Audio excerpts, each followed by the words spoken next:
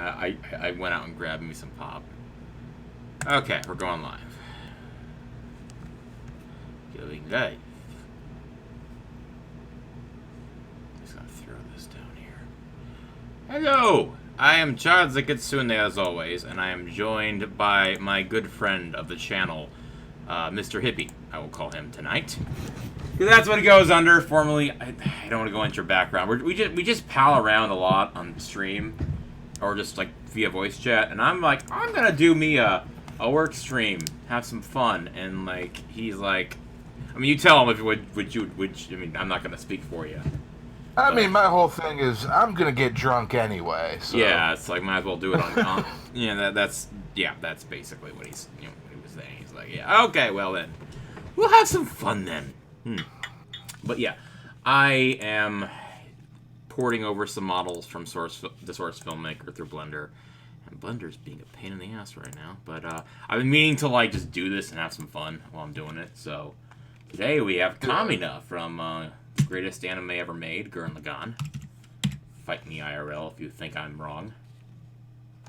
Well, actually, to come to think of it, Smug would probably disagree with me on that. Mari would disagree with me on that. But I say, fuck you, Mari.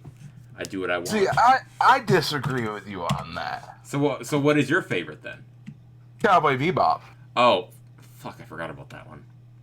Okay, like because let me tell you, the running joke I always bring up is Gurren Lagann, great anime or the greatest anime. I always basically referencing But yeah, I cannot even argue with that because I prefer that story. I prefer that series, so I can't really say. Yeah.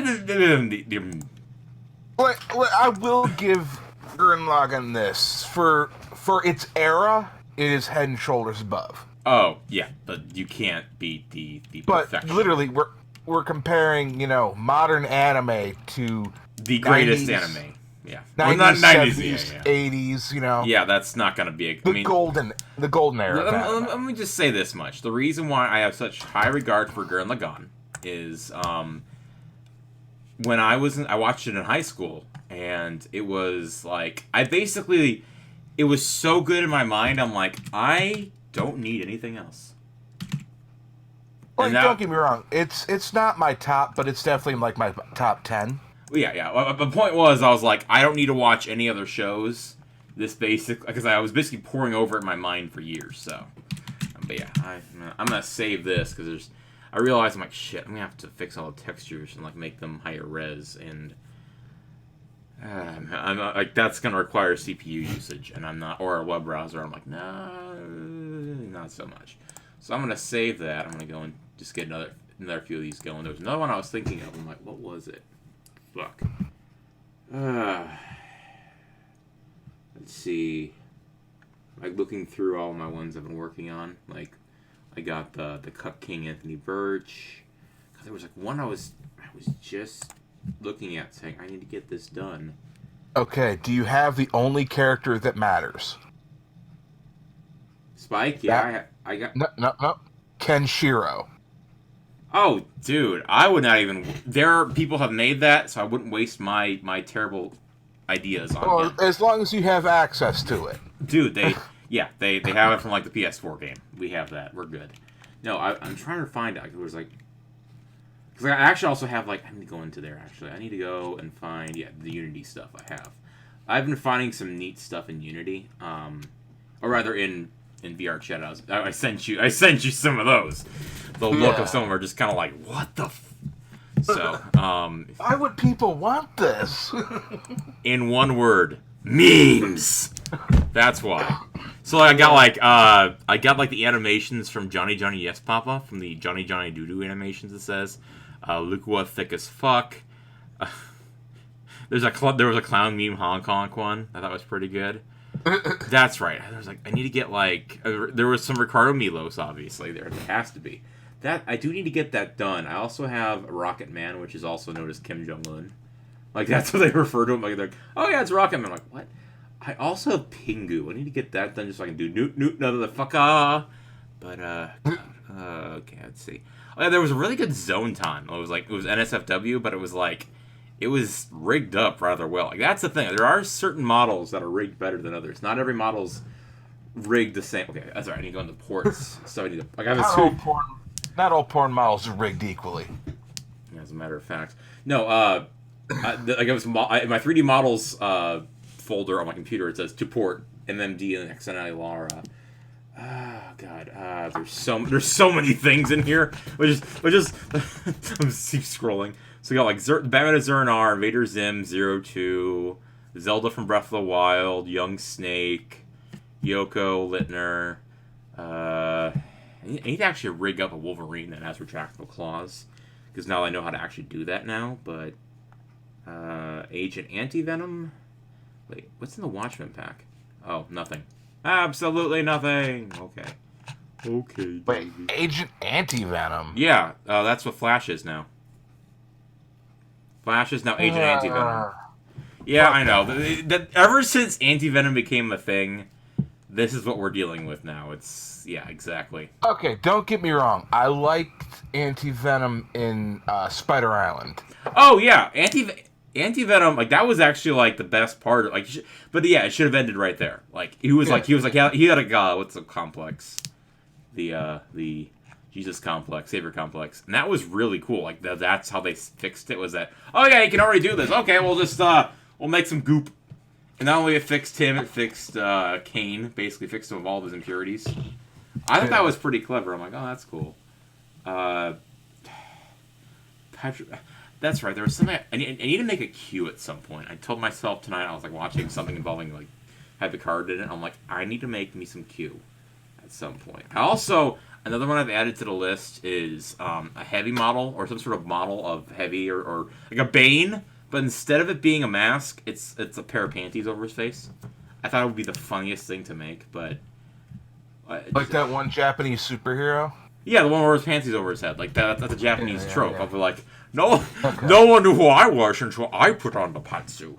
Like, that was I needed. Like, that's something on the back of my mind. Like, I need note to self do this at some point. I can see all that. I got Lex Luthor in a suit. I forgot I had that. Oh, you know what? I keep on forgetting to do that. Fuck it. I'm just gonna start working on that tonight at some point. One thing I need to get done is I have like all these models from someone who made like a bunch of Link the Faces of Evil, CDI models, and I've been meaning to rig them up. The problem is they're just like, I don't know. There's certain FBXs that absolutely hate me, and I hate them. It's like a mutual thing. So it's like there's a certain type of model from Maya, and some of my I use they work out really well. Others look absolutely dreadful, and I fucking hate every minute I'm with them. Those are one of them. I mean, now I've gotten a lot better with making models better that look better. You know what? I need to get Dende rebuilt. I need to get Guru as well, like put back together. Because I made like some models earlier. They were when I was still learning the method. I also need to do a Cell second form. That's basically Shoop the Whoop. So I'm gonna do that right now. Actually, then I can I can show off my skills in GIMP and what's the other one? Photoshop. And also reveal my secret technique maybe for upscaling my textures now, like I did with my Hellboy I made yesterday. Okay, so there's a big old fucker. And wait, is there? Fuck, I need to check if there's. Wait a minute, are you kidding me? Did they already do it? There's eye layer eyeball. Oh, I think it said laser. I'm like, oh shit, did they really do Shoop the Whoop already? No. I'm like, oh. It's from Xenoverse, and they actually released it finally in the Source Filmmaker thingy. The Source Filmmaker Workshop. They released like a pack of cell models from Xenoverse, and like that's what what's his name is using now. I think Del Artemis is using that as basically his go-to cell model now. Like he replaced the one he was using, so I have no problem with that. Okay, so those are all this Dragon Ball talk just makes me want to go buy those characters I lacked from Fighter Z. Well, which ones are you lacking? I'm curious now. Like here's the thing: when I when things happened, I quit buying characters because I wasn't playing it on my own. Oh, yeah. So I'm missing Videl and Jiren from season 1. And yet no, those are from season 2. No, they were the last ones. They were? Oh, yeah, you're right, they were. Yeah. Sorry, yeah. I'm missing 17, and who was the one he came with? What he came with? That was 17. The first season. Yeah, first season. So you're missing. You bought the second season of someone else. Yeah, I don't keep up with it. Like, I don't even know if there's anything else beyond that yet. Next month, GT Goku comes out. Oh my god, GT Goku. See, I can't complain too bad because one of my big fucking wants from the first moment of Fighter Z was Kid Goku. Okay, fair enough. It's a close enough to Kid Goku for me. Yeah, you're like, well, that'll work. Okay, so I need to find out where his face... Okay, so that's his face. Yep, okay. So I'm going to have to go in there. I'm going to get the lips also. And change those basically to red. I'm going to make me a popo tonight. Oh, God. That's basically what I'm making. I mean, it should be... Yeah. I mean, oh my gosh, this face is going to look so much better when it's done. This face will be the greatest in Korodai! Oh my god. Why did I say that? I've just got Mr. Popo from Dragon Ball Bridge stuck in my head. Oh, dude, he's the best version, hands down. To be fair, all of Abridged are the best version. They at least acknowledge the problems the show had. Like, I love when Chi-Chi's talking to like, but you know what I am great at? Leaving. Fighting! Okay, let me, I'm gonna pull up, Git now and work on some of that.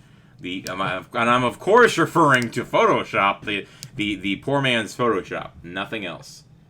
There was a video I was watching today, I don't know if I sent you, I think I sent you this, it was done by Black Pigeon Speaks, and I feel like his name is more reminiscent of the fact that he's a black-pilled person, but, he was showing off, because he lives in, like, Japan now, and he was showing off the Pride Parade there versus the rest of the world, and I said, like, I gotta be honest, I'd rather, I would go to a Pride Parade in the land of the Mombot, so, yeah, land of the giant, of the Poning Mombot, I would totally go to that, because it seemed like a civilized environment, and he even notes that there's no gimps here. Well, dude, that's the thing. In Japan, Pride Parade is part of instrumentality. It's all Gendo Akari's doing. All of it. They're just gonna fucking Pride Parade around the giant mecha that sits under the city. Okay, first off, You know what I'm referring to when I say Mombot, right? Yeah. And what the Twitter person. And second off, I'm not sure where the joke ends and the conspiracy begins with you on this. I am 100% sure Japan has Eva. Period. I will be willing to go down on my estimate as far as a Gundam, if not a Big Zam. Dude, they're making a robot that's gonna fight an American robot, so I mean. Well, they already did that, and that was fucking. Who won, by the way? I don't even remember. I just remember it being completely choreographed bullshit. Oh shit. I mean, I'm not even sure how far you are in the bottle yet, by the way. I better do a bottle check. Bottle check. I'm only 2 shots in. Okay. Yeah, that sounds about right. You're not unintelligible, but at the same time, you're telling me that it literally is instrumentality. I will fucking do that sober. I don't care. Japan has mechs, and there's nothing you can say. Well, there's a life-size Gundam over there, so. See, they're just flaunting it now. It's like, no, they're showing off. Yeah. We can build a giant robot. We can build a statue. We can build ergo, we can build a giant robot. Yeah. Not that much harder. Now I'm thinking of the JonTron line where he's talking about how they built the out of Flex Glue. They made the Flex Seal Rider monster 4x4. Yeah, I'm missing a few steps there. 1, 2, 5, 6. Finding my controller. Finding the right chassis. And the pistons go 5, 7. They're probably more than that. I hear you say this, and I'm like, it's missing a few steps there. Okay, so face. Your face. God, I did it again. I don't want to whip it out right now, but fuck, it's not the right size. Or rather, This all sounds horrible to me. oh my gosh. Yeah, I'm saying this as I'm looking through my textures, and yet when you laughed and said that, I'm like, yeah, I did just say that, didn't I? But, okay, so here's a little tip from Charza. God, that also came out wrong. Just the tip, though. Yeah, just a tip. So I've discovered a wonderful program called Waifu 2X, and it is a scaling algorithm mostly for like anime stuff, hence the name.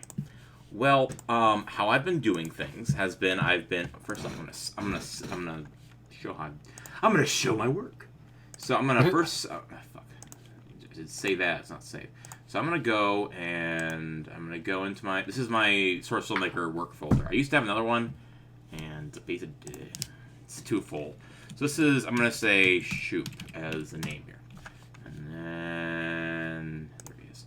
And I'm gonna make a texture folder because I don't know who I saw start doing this or what. Oh, that's right. I think it was like when I was like finding things in Blender, and that's how I usually do it. So I'm gonna save this, and then these textures right now are, well, the face, for example, is not even 1K, 1K. So it's like 512. And my usual idea is that if it's not at least 1,000 by 1,000, you know, or double that, basically, it's gonna look better when I. So I'm gonna go input folder, go grab me the cell. But yeah, it's basically, I tried it the other night when I was doing that Hellboy model. It was from, like, I'm gonna guess it was from the mobile game, because it was not as fucking insanely mapped out and everything as the other one. So I'm like, okay, so let me like, I'd heard about the algorithm, and I was like literally like thinking like to myself, at work or I was like driving somewhere, and I'm like, you know what? Like, it was a random thought that came to me. I should totally try the scaling algorithm because on my models and the textures. What I've been doing was either upscaling it and tracing it, or like upscaling it, and either way it looks freaking awful because I could see the pixels when I'm editing these things, and then I'm like, I want it to look better than that. So then I go over and I'm like, I'm gonna try this. Mind you, as Hippie can attest to, I was it was driving me nuts. I was my PC has it has a good graphics card, but none of the computers recognize that it has CUDA cores on it. So there's a way you can use the GPU, but of course it don't like me like that. So like, I should check CUDA, and it says it can't be converted by GPU. It does have it. Shut up. So I'm rambling here, but point is that it looks impressive. Like, I basically, I spent all this time tracing a higher res version of Jack Atlas from Card Games on Motorcycles Yu-Gi-Oh! 5Ds, and then I'm like, why don't I just use this algorithm? And I did. I'm like, fuck, I'm gonna go back and put that other one in here. That's awesome. So that's what I did, and it's been great.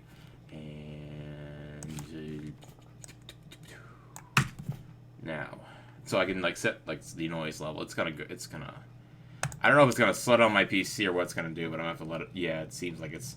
I'm just gonna have to let it sing for a little bit. But Coke drip break. You still got no viewers, so it's like Hey, why not? Yeah. I am now 3 shots down. He's 3 shots down, people. Keep that in the ticker. But yeah, see, it doesn't take that long if I'm using like not the neural network, or like there's like certain neural networks optimized for this. And I'm like, I'm just gonna just so once this goes through, then I'll reopen it in that editor, and we shall. All I know is when the time comes for me to upgrade my CPU and motherboard again, I'm giving you the one I've got now. Thank you. I will be eternally grateful. I will preface this by saying I don't know how far out that's going to be. Well, yeah, because you just replaced it, but heck, you know, Well, I just replaced the motherboard, but I know. I'm a scavenger.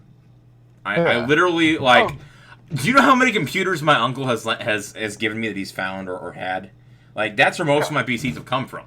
He's like, oh, hey, Ben, like, I'm literally at their house, like, having dinner with them, talking about how, like, the only computer right now is this old, well, no, I think at that point I was still using the tablet, but he's like, I have a project for you. And this is my uncle, he kind of sounds like that, too. He's like, he's basically had this old laptop that, was from, like, Vista, and I guess, like, every time I turn it on, it asks for a password. Every time, enter password? Wrong, it's correct, and or whatever, it shuts down. So I started thinking about it. I pull it up, and it turns out it's the BIOS. The BIOS has been locked, and he never actually did anything like that, but it had been sitting for a while. Turns out, I do a quick Google search. It finds out that the website. I don't know what kind of computer it was off the top of my head, but the website said if you have this glitch, or if you this is a glitch in the BIOS where the RAM gets leaked and it makes a password that's gibberish. If you don't have this problem, make sure you patch it. If you do have this problem, well, you're fucked, basically.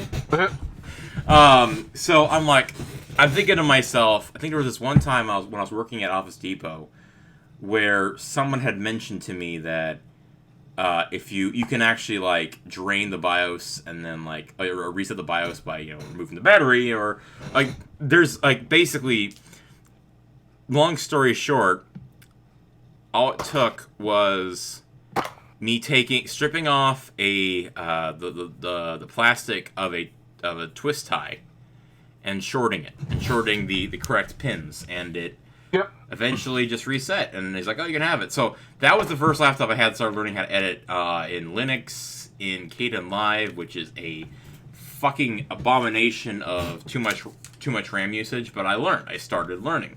And then, like, over the winter, I'm like, Mark, or right around Christmas, I'm like, Mark, I appreciate the computer, it's been great. And I'm like, but I'm hitting a brick wall. Is there anything else to keep an eye out for? He's like, I think I have something with I think it's a Power Mac G5. I'm like, okay, well, it's better than nothing. I go over there. I thought it was a G5, which means it can only go a certain version of OS. It uses, like, the same kind of processor as a PS3. So it's not going to run Windows or anything. Turns out it's one of the Intel machines. And I'm like, oh, Mark, it's one of the first ones, but thank you. And I use that for a while, and then I find this new computer I've had, I grabbed from work. They were throwing it out. It was like, I work as a janitor at a school, and they're like, "Oh, take it." And then, like, I show my coworker, I'm like, "You said I could take it. It's awesome. I need this." And he's like, "Oh, does it have the schools?" Like, he was looking for a school mark on it. So, no, just take it. You're fine. So I bring it home, and I'm like, "This thing hasn't been touched. It hasn't been used since, like, 2010, and it's designed to be." It was made by, like, a local, it was a custom build by the local, but worldwide known, like, music place. It was meant to be a music studio from, like, Windows 10, or Windows 7 era. So, yeah, the only problem was that it had a huge bottleneck in an i5's internal graphics, and I upgraded that when I was working with Devil Artemis on a collab. And I'm like, I'm so happy I did this, because now I can find ambient occlusion and everything. It goes, I'm not, like, editing it in slow motion now. Oh, wow, it's actually going to be, like, 28 minutes to get through all these. Are you kidding me? I mean, I'm not really mad, but yet I am. But let's see. Yeah. These are actually, yeah, okay, so we got this one that's now, 2000K. Because I did made it 4 times larger. I guess it goes 512. This one is actually 512. It was probably even smaller. Well, but yeah, well, that's the problem you get when you have a shit CPU that, for no matter what I do and what drivers I install, it don't like me, and I'm still trying to figure. I actually gave up and said, there is no way this computer has CUDA. Then I look it up and it says it definitely has CUDA, and I'm like, then why aren't you recognizing it? Is it a driver? Just tell me, throw me a freaking bone here. Fucking act like it, yeah. Yeah. So, but yeah, sell here. I'm gonna. But yeah, I do enjoy how when I upscale the drivers, or sorry, the textures. Let me just see if I can pull up an example here. Because I was working on, like, I think I upscaled, like, Seto Kaiba's earlier, and then I did Jack. So let me pull up Jack here, if he's even... Alright. Hellbo's. One more shot, and then I'm taking a break from it. Good. Yeah, probably a good idea, because then you're going to start telling me about the chemicals turning the freaking frogs gay or something. Which, mind you, despite how he said it, it's actually happening. Wang made a video on it. That was actually a really good video. I enjoyed. But yeah, this was actually... I think I uploaded this to a website that did it. Like, I basically uploaded it twice, but this is a perfect example of how good it looks when you take the time. Like, it was... I'm gonna argue this was probably originally... It's like a 4K... It's like 4,000, but it was probably like 1,000, but it looked like crap on my Hellboy model. I could tell it's pixelated. So upgraded. I think I upscaled it like, I don't know how many times, but by the end of it all, it looks like almost like brush strokes. And I kind of like that feel for it, because it's like, oh, cool. Mind you, I think, like, kind of looks weird in Blender when it's not shaded, but overall, it, like, it looked great, so. Hellboy is one of the only reasons I want to play Injustice 2. Oh, he's funny in it. It's like, I love, like whenever he faces off against gods, it's like, he's basically coming at like a blue color. It's so funny. Like, some of the interactions. And also, you have no idea how much I flipped out when I saw the Psy hitting the ground in the third trailer. And, like, I'm like, wait, is that Melina? And then I see that it's the Turtles, and I'm like, oh my gosh! Yes! Mm. Okay. I love how also, they, the pizza they have, it says, caution, toasty. And I'm like, oh, they just pulled a Mortal Kombat reference there. Is that a freaking Mortal Kombat reference? What is that voice? It sounds... And it started out like a strong bad doing a Teen Girl Squad. Speaking of which, I'm going to save this. As it's upscaling with the models, I'm going to open it up, do a new project. Because I don't want to lollygag. I mean, I could, but why? But why? But it's like, you know, I play a lot of fighters, but like Mortal Kombat style, NetherRealm style games never clicked with me. It's kind of the opposite. Injustice 2 is one of my favorite games I've ever played. Injustice 1 was another good game. The problem I have Injustice 1. The problem is, they have this moment in, like... No, this is the only time I think I had a problem with the game. Was, like, I think Black Canary interacting with Black Lightning. They were like, so you Social Justice Warrior 2? Yeah. And I'm like, really? Really? So, like, that was like, I'm like, I'm willing to forgive it, because it's just, he's an alternate skin for Raiden. I'm not going to make a big deal about it. In fact, Raiden actively mentions the Superman that they had met before in Mortal Kombat vs. DC Universe. I thought that was freaking hilarious, but then Mortal Kombat 11 happened. I don't know shit about that because I don't. Well, let me put you this way. I didn't know how many problems were in like the previous game, like 10. 10, I actually only wanted to play it. I only decided to bite the bullet and play it was because of them having the guest characters. I was like I don't know if I want to see this. And then they like show guest characters. Freddy Krueger. Or the last time they had Freddy Krueger, and they said they were like apparently in 9 they're like we were debating on Freddy, Jason, or Michael Myers. We settled on Freddy. So they do Jason, the freaking chopped or I think that's his name. No, Leatherface. Yeah, Leatherface. Which my brother like flipped out on because he's a huge fan of slasher movies. And they had Alien and Predator were the other two. And that was clever. I'm like, and then like some like the brutalities had like fucking you could actually have a chest burster that would end the match basically. It was great. Yep. I was actually okay with that. But then Mortal Kombat 11, like 10 basically had where they were starting to like cover up the women. Like if you look at Melina 9 to 10, it's a huge difference. And then like they bring that, and now in 11 you have Scarlet essentially in a burqa. And then there's the whole thing with Jax's his tower ending. Oh God. What? Do you want? Okay. Kate, plain and simple. He stops slavery, creates Wakanda. We was Kangs and shit. And then the creators are like, these aren't real fans if they hate that. I'm like, you guys are really starting to, you know, be a little assumptuous here. The only way I bite is if, say, the guest characters are good. Because the only DLC character they've announced is Shang Tsung, and he's actually voiced by the guy who played him in the movie. Ooh. And also Noob is back finally. Like that was like one of the big memes. It was like people were making memes about Noob Saibok finally coming back. Like, don't talk to me or my son ever again. It's like the two forms of him. But yeah.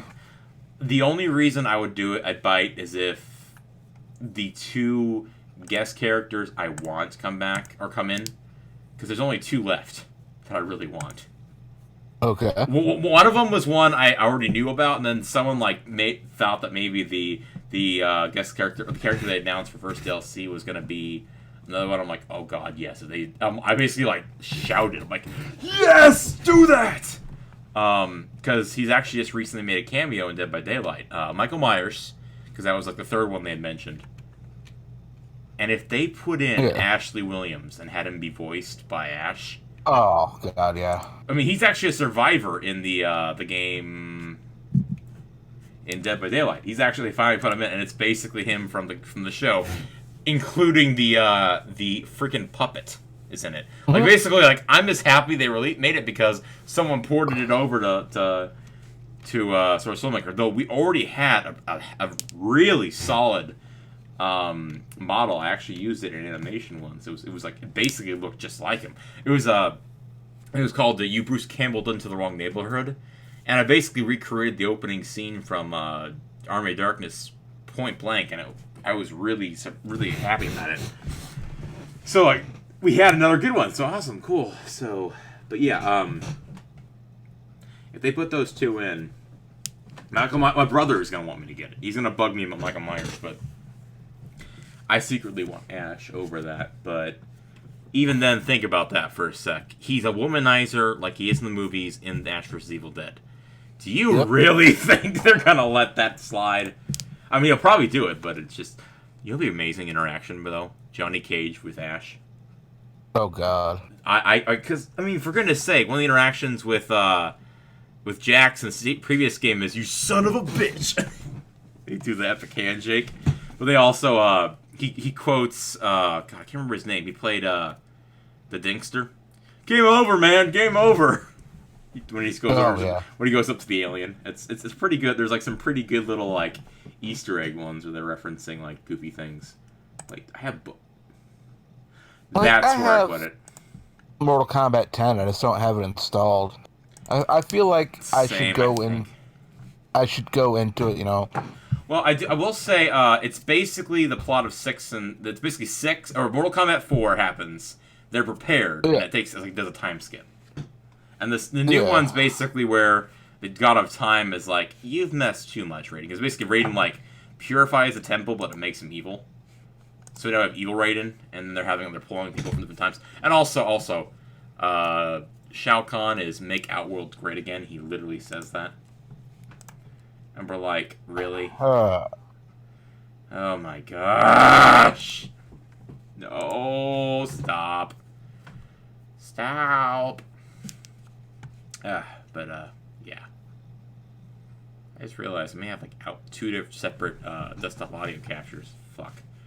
Well, and now it's trying to open Bobo, and it has a lot. This was a mistake. Oh, wow, yeah, it's like, okay, vertex count over 180K. Okay. Oh my god.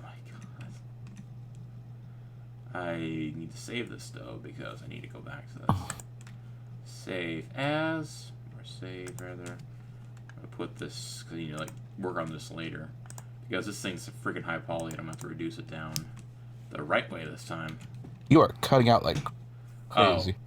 How am I now? Because that was probably regarding the insane amount of polys. Or actually, no, it may actually not. It may actually be because which is it, the upscaling algorithm or the fact that I imported this like 11 megabyte file. Yeah, it's got 17 minutes left. Of course, I'm gonna reload the cell though. Let's see what happens. Take a look, see what's in the files. How far we got? We got to the now. Am I better now? Am I cutting out still?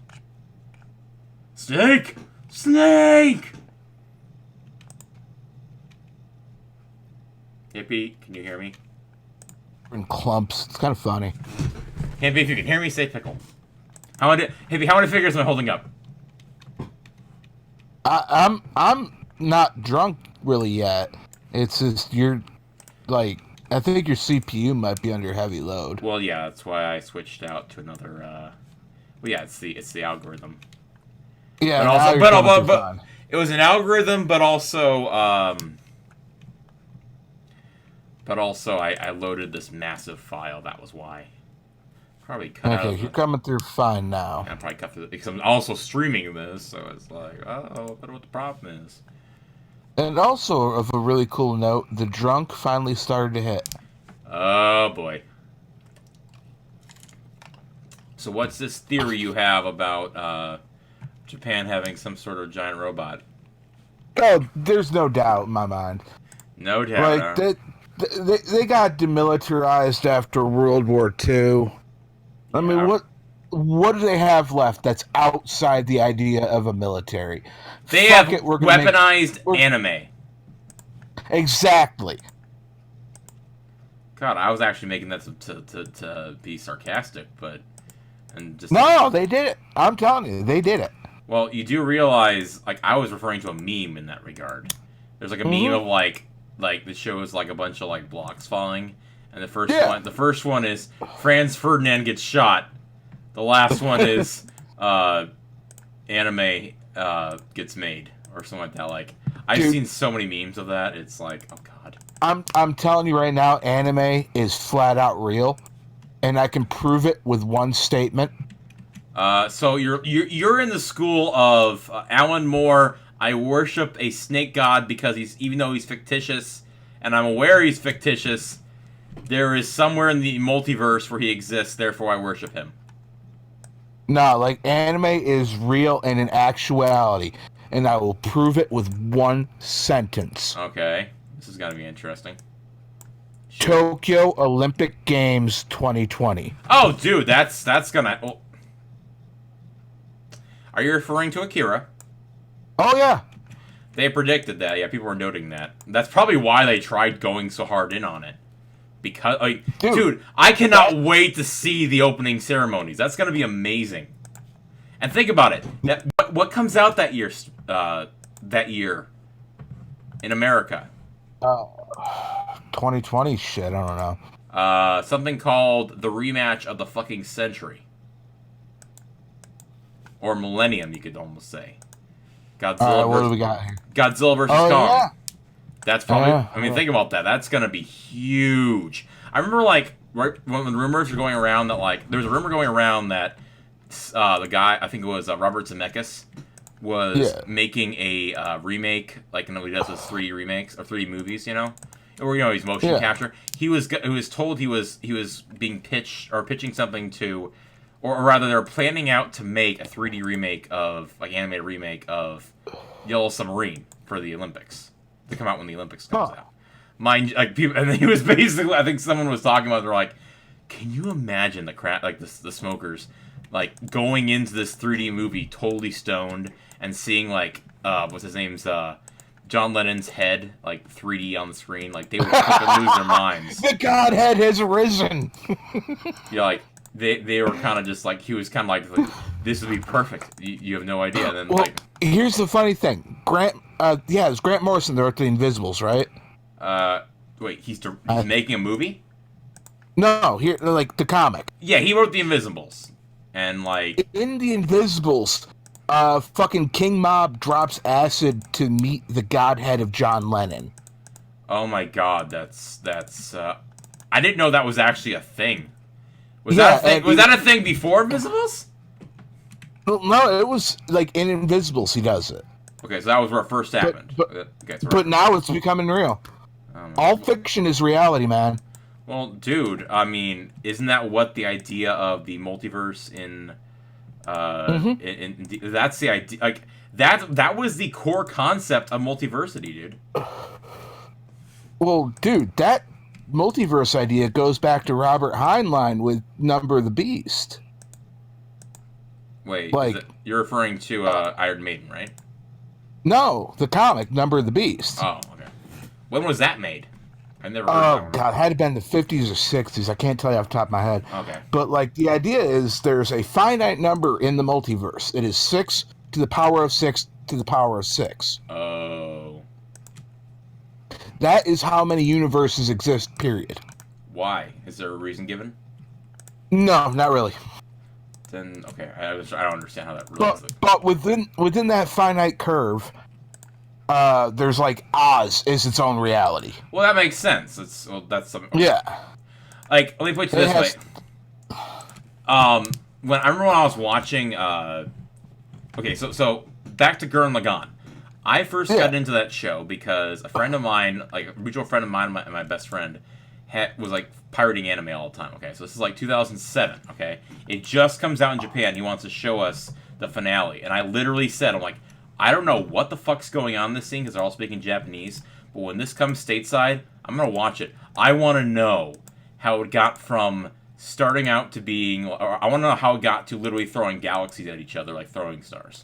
Yeah. And me and my friend were like joking about when we were watching it. It's like, man, I wonder, which one of those worlds he throws in there has cancer, the cure to cancer, and like he took 2 to make a Big Bang attack. Okay, so tell me, which one of those is so he took a dog universe and say like a world where people eat with their butts and like combine them so they're like a dog world with eat with their butts. Like it's just like we're making all these like cracks at the damn thing, but like. And there's actually in the second to last episode, as you know, like that's something they deal with actually. That he gets put in what's called a multiversal labyrinth, and it's actually like the ultimate prison, because it's something I've seen done, and only in a few places. God, I just got a huge deja vu, and then the deja vu, I was looking at the same skin, and it came back from you.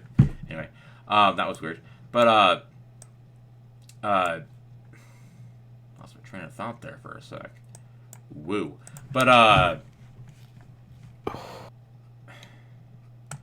it's okay, so you've read The Man Who Is Everything. I'm going to assume. That is one of my favorite stories ever written. And there's only 2 other places I've seen that concept explored. One was, weirdly enough, a Bionicle comic or Bionicle story where there's a character in the show or in the series who has the ability to make what ifs. Basically, he has a mask of alternate futures, and up until that point, he had only used it as a like what if something bad happened. But then he loses his mind, like he gets like his brain basically gets shattered by, or mind gets ripped apart by the villain, and he starts. So it makes like the guy who's going out there to kill him is chasing him, and he basically like lost everyone he loved or cared about, and so he makes a world where he can't. It's a perfect prison. It's like basically his friends are like, "What if you made a prison so perfect you don't want to leave?" And it was a great story. Point being though, God, I need a. Oh God, this is gonna be a pain in the ass, isn't it? Yes, as a matter of fact, it will. But the point being is that. Like in that show, it made the perfect prison. And where was I going with this? Oh, right. And that's something I always found really interesting is how like there is like as much as Alan Moore is fucking insane at times, absolutely fucking insane, as to put it to say it like JonTron. Despite that, he has a point. Because the string theory and multiverse theory is that it's the idea that like there's infinite universes. Mm-hmm. So if that's the case, well, I mean, what's to stop all this from happening? Like there probably is a universe. Like I'm not gonna say Alan Moore was right. It's like you have a world probably where that exists. Like here's I don't like referencing Linkara in this. God knows I don't want to do that. But at the same time, that was actually something that was one of the reasons why I liked this arc. Like, okay, so I know Iron Liz, you know, and I talk to her a lot. And one thing we were joking about once was how, like the one of the things that really pissed me off about is like some of the things he was doing, like, or rather, the thing that like made me tolerate him was that for a show where he's making up these plot lines for an angry review show, the one arc he did really well, which is one she was on, was this one about he gets an antagonist of sorts in an interdimensional conqueror called Lord Vice. Okay? And the idea is that he's chasing down this creature known as the Entity. And he's like some sort of disturbing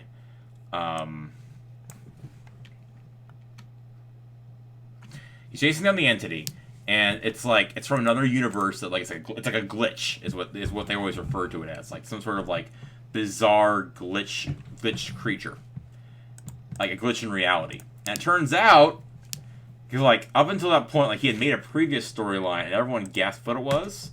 He was like, okay, fuck it, I'll make a new one, and or make this one harder to guess or whatever. And it turns out the Entity is fucking Masigno. As in the Pokemon. And that's like... Yeah, a friend of mine actually told me that story. And it's actually it's a really clever... Like, the idea is that, like, in another universe, it became an Eldritch Abomination. Like, his arcs involving, like, these Eldritch gods are actually really... That's the point of view my friend tried to get me to watch the video series. It was like, dude, yeah. Masigno as an Elder God. Exactly! Like, exactly! That's exactly what I liked about it. It was like, oh my god, we have literally this storyline where he's staring down an Eldritch Abomination who's fucking Masigno from Pokemon. In another universe, it became an Elder God. A glitch in the multiverse. That is really cool. I really like that. And then he made a sequel, and the villain he fought, there was like this, like the interdimensional conqueror. One of the things I really liked about him was that they referred like one of the he kind of put in these little like clever like terms, like his vice is conquest. The character's name is Lord Vice. Yeah. And it was basically the idea was that like he was a conqueror who came in, said, I'm gonna conquer worlds because no one listens to me. I told them this was gonna happen. No one listened to me. My world fell, so I'm gonna now protect them. Like, you're under my protection of sorts. And it was like, he had a very, very egotistical take on things, and it's kind of funny looking back, you know? But, I digress. But he was, he was an interesting character. That is until the Entity Return arc, which was absolute fucking garbage. Because if you watch the previous arcs that were required reading for this arc, things start to make you like, wait a minute. So, like, a perfect example is that he has a spaceship, okay? That's, like, one of the jokes they keep going, like, when he stole Vice's ship and made it his own. And, like, despite that, the Entity still came, it still absorbed everything. And it was, like, it was kind of a... And, like, the Vice always thought, the Entity is still alive. He's still out there. We need to get him. And he's like, no, he's not. And he is. He wasn't. He was, and yet he wasn't. And, fuck, where... Oh. He was, and yet he wasn't. And yet, I have no idea where I'm going with this. Alright. He was, like, inside Linkara, basically. But, like, one of the arcs that was after, the Masigno arc was that he lost, like, he was going, apparently, quote, evil. Evil! And, love using that joke. Wait, where so... And that, like, his magic gun that gave him basically allowed him to do all this shit was turning off all his magic. Because they want him to go evil. And then, like, he gets a friend, or he goes and hunts down a wizard to find out all this, for example. Oh my god, I literally have... I'm staring down Blackface Cell right now. All I know is, like, your description of this is making me want to drink more. Yeah. Well, point being is that he made like an AI construct of himself, and that construct kind of became self-aware, and that we could use this spaceship to destroy shit or change the world the way we should. He's like, we shouldn't do that. So like this whole and even then, like he looked at his friends as like a deterrent for him to ever go evil. Okay, evil. So later on in the show, they have like during this arc, he's going mad by the entity's hand because it's inside of him, and he starts like becoming almost like obsessed, like Vices. So like, and they're even telling him that, and he's like, I don't think that's the case. Like it's like, it's funny when you fucking fuck this stuff up. I don't know. It's just. Point is, that art was so bad. I basically. One sec. It was so bad that like I just left. I'm like, I'm willing to put. I was basically saying to myself, I'm willing to put up with this shit as long as the story's good. And then the story stopped being good, and I'm like, shit. I'm done. I'm out. All right. Yeah. So I just had a flash of the most brilliant opening ceremonies to the Olympics ever. Oh god, I'm curious now. Do Japan 2020, of course. Well, yeah, of course. It's going to be, dude. Yeah, I'm like actually the fucking Prime Minister of Japan comes out dressed up like Gendo Ikari. Oh my god, that's gives this huge, rousing speech about how we need to rise to the occasion for each other because the world is in such a fucked up place. Yeah, I mean, yeah. And we've only got one force to do it. Instrumentality! Oh, no. From the back against the sunset, up rises a fucking Ava. Dude, they're not gonna have breaks its bonds. And you really think there's gonna be an Ava there? Yes! Believe me, guys! You gotta believe me, I'm super serial here. There is going to be an Ava. I'm super Okay, it's either going to be an Ava or a nuclear explosion. Take your pick. So you literally think Japan is going to nuke their main city? No, they're not going to nuke their main city. It's going to be Akira Awakening. So you literally think they have... Okay, so if I'm reading this correctly, you think they're going to release an actual like, Akira? I don't think they're going to have a choice. I think he's going to break free.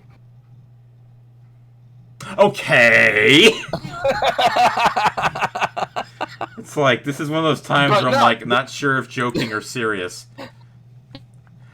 Oh, boy. One second. I need a... My friend is like, do you have a link to the Workstream? Even though she won't hear me because she's deaf. I honestly wonder, like, what is she... One second, I need to, like... But, yeah, so you literally... Okay, so... This is gonna be some of the best, like, B-roll... I'm gonna bring this up every so often. So, okay, so... No, in my eyes, there are two possible outcomes to Tokyo 2020. And it's either the Akira ending or the Evangelion ending. Which one? What about the dog ending? Like Silent Hill? No. Why do you think the dog... Why you got against the dog ending? Or that it was the bear the whole time? Here's the thing. The dog ending was going on the whole time, but just nobody paid attention. You know, the saddest part is I'm expecting you to be joking, but I know better. Like, dude, David Lynch is really just three dogs in a suit. Okay, Hippie, this we have to have an intervention here. I'm not sure if you're serious or not. Here's the worst part. You can't tell me I'm wrong. In his mind, he probably thinks he's three dogs in a suit. I'm not gonna lie with that. He probably thinks that. It's okay. I got the lips finally. I got the lips now to make them red. We're gonna. He's what? You're breaking up. He's three dogs in a suit, and you can't convince me otherwise. He is.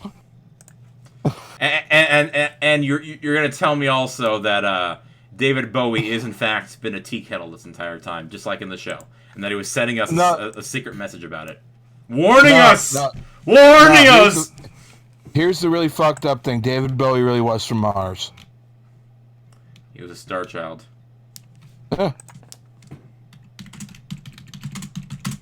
Oh my goodness!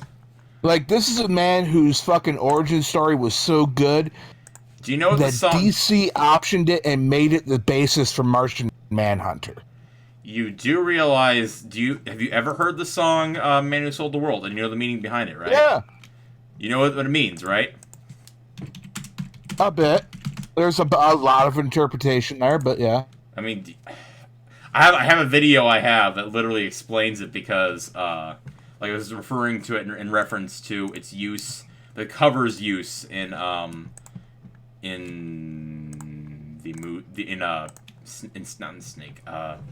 Metal Gear Solid 5. Like, there was a guy who, like, basically said there's a reason why it was the cover and there was a reason why it was used here. Obviously, because, you know, it was, what's the word I'm looking for? Fuck, I screwed that up. But no, it was the reason why it was obviously, well, I saw that opening scene and I'm like, I was playing it for the first time and I'm like, I can understand now why everyone loves this series. It's a work of art. This feels like a work of art. It was like, just, it fucking blew me away. Everything is what? Liz. Yeah. You broke up. What? Hippie? Okay. Oh, yeah. What did you say again? Can you repeat that for the audience? God, I think I lost him. I lost the man! Or maybe, did I lose him? Or did he lose there me? you go. Okay, cool. So what were you saying about, God, what were we talking about? Oh, right, yeah, I saw that game and I thought it was the best thing ever. But, you were saying about, about the Star Child, David Bowie. Hey.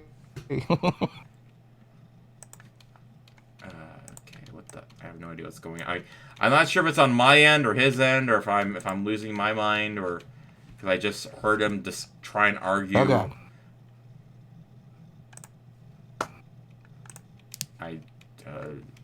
Okay. I just heard him argue the fact that no, everything in anime is real. He's breaking up again. Shit. I don't know if it's my end or if I'm stupid or... Well, I'm not saying I'm not stupid, but... Plead the fifth on that. Whoa. Yeah, I'm trying to figure out... Oh, yeah, it's... Oh, okay, I know what's going on now. It's the fucking algorithm. I'm closing that shit up now. I'm done with that. I am not... Okay, one sec, Ippy. I'm gonna... This is ridiculous. Everything's... Okay. Can you hear me, son?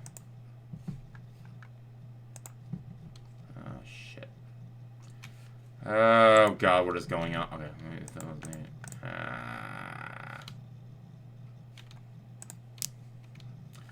okay, slow PC. So. There you go. Okay. Okay, that was weird.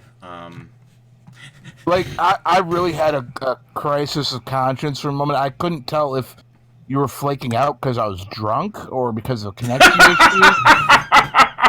And then I realized it was a connection issue and that I'm not drunk enough. Oh, I wish I had a face cam. I wish I could tell her what's going on. I'm like, my friend's like, are you just messing around with the program or is something going on I'm missing? I'm like, chatting with a friend, so I feel so bad for her right now. Gee, right?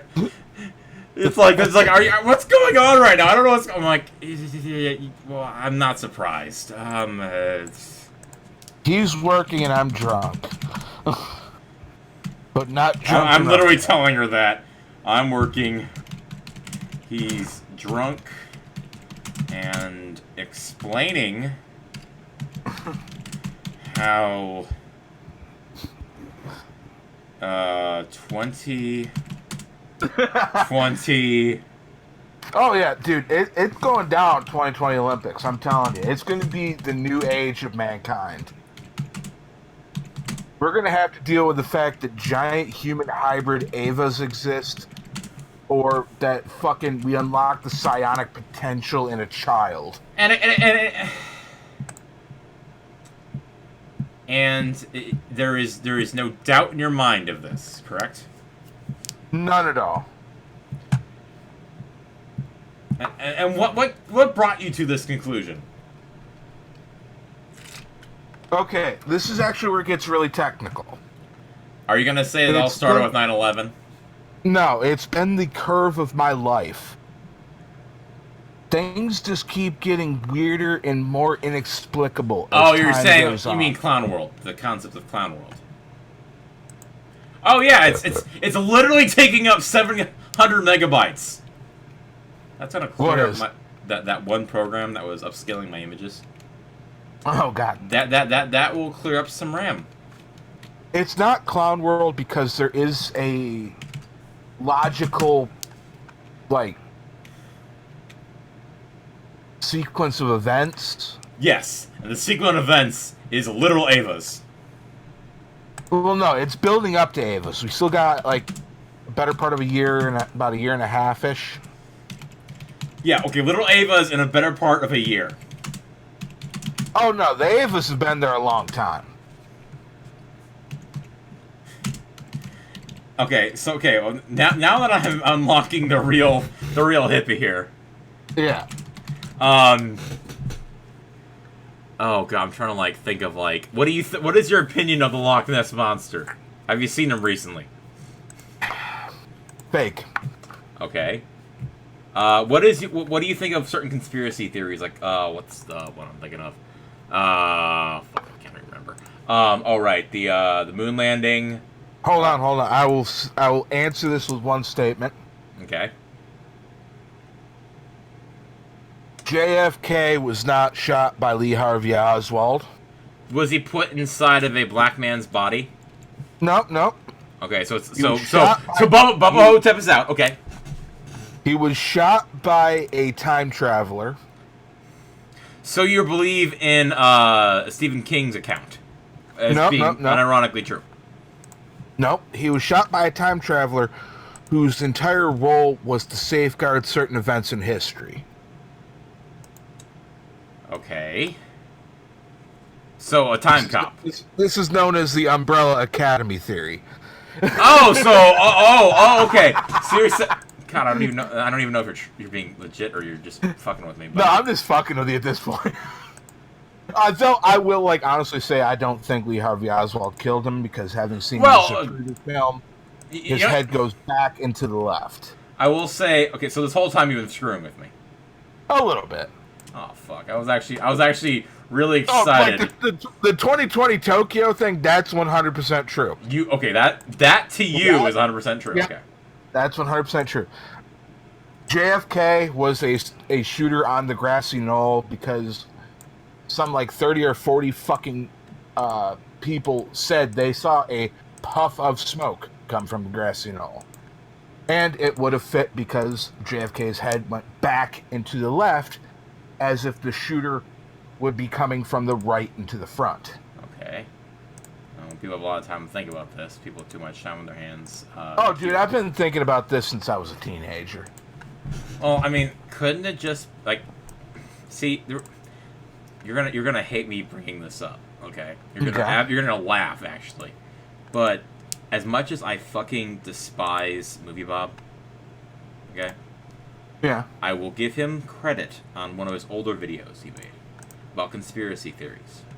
And he said a lot of people probably believe in conspiracy theories because it's easier to believe that, like, for example, JFK. It's easier to believe that, like, the most powerful man in the world was gunned down in a conspiracy, some great cover-up. Yeah. Rather than... And I'm like, you know... And I completely agree with that point of view. However, empirical theory straight out says if the guy's head went back into the left... Well, okay, I know what you're saying. I know what you're saying. I'm just bringing up this idea. So there's just that. But, like, I don't believe it was CIA or FBI or anybody. I think it might have been just one random shooter. Like that, that's the bullet. See, that's what Yeah, I don't think the bullet came from the gun or from the. People would rather believe it was some grand conspiracy than what it probably is. You know? No, I don't believe it's a grand conspiracy. I think there just might have been another lucky shooter. Yeah, probably a bunch of them. For goodness sake, he was the first ever, for lack of a better term to describe it, because Lord knows he wasn't practicing, but Catholic. He was a Catholic. Yeah. And that's where he made the enemies, because, some people hate us. I say, I don't think it was anybody big, but for all I know, it could have been some fucking IRA dude, I don't want to say. What do you mean by IRA? What is IRA? I'm sorry. The Irish. Oh, yeah. The anti-Catholics. The Protestants. Well, you do realize that. Like, I'm not saying it was. I'm just saying it could have been. Well, yeah. Most Irish I know are Catholic. What are you talking about? You mean the Northern Ireland? I don't know. Point is, I'm more talking about the fact that, there has been a Catholic president. There's never been a Catholic president up until that point, because, it could have been fucking just Joe Blow, Who cares? On file record, the shooter was Fred Fox. It's just like it kind of feels like, yes, evidence adds up to me that it wasn't somebody from that fucking balcony or from that rooftop or window shooting. That would have been somebody at ground level over yonder kind of thing. But I don't think it matters, Well, Trump released the documents. Remember that? Remember how no one actually gave a shit? Yeah.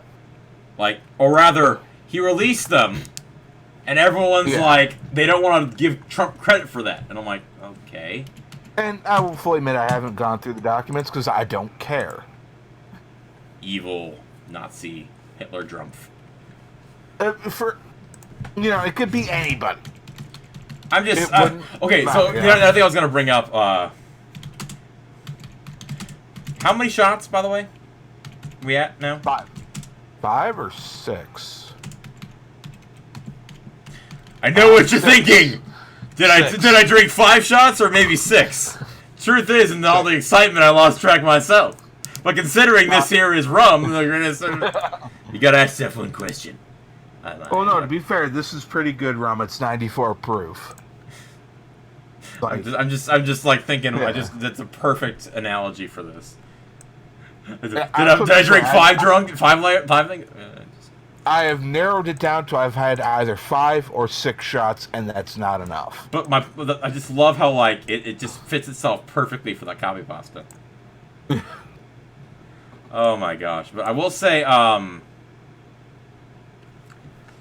was I going with this? Oh right. Oh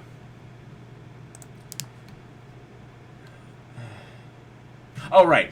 The one thing I look back on and fucking still love about Channel Awesome was Ask That Guy with the Glasses.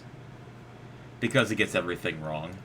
So and I feel I've come into that, late in the game, years after it was all said and done, and just been watching the videos. And I'm able to enjoy and kind of add to my own personal arsenal. Oh yeah, his stuff was fucking hilarious back then. And the funny thing was, there was this one episode, I remember, I was literally sick. Oh, what am I drinking? She's like, what am I drinking, Pop? But,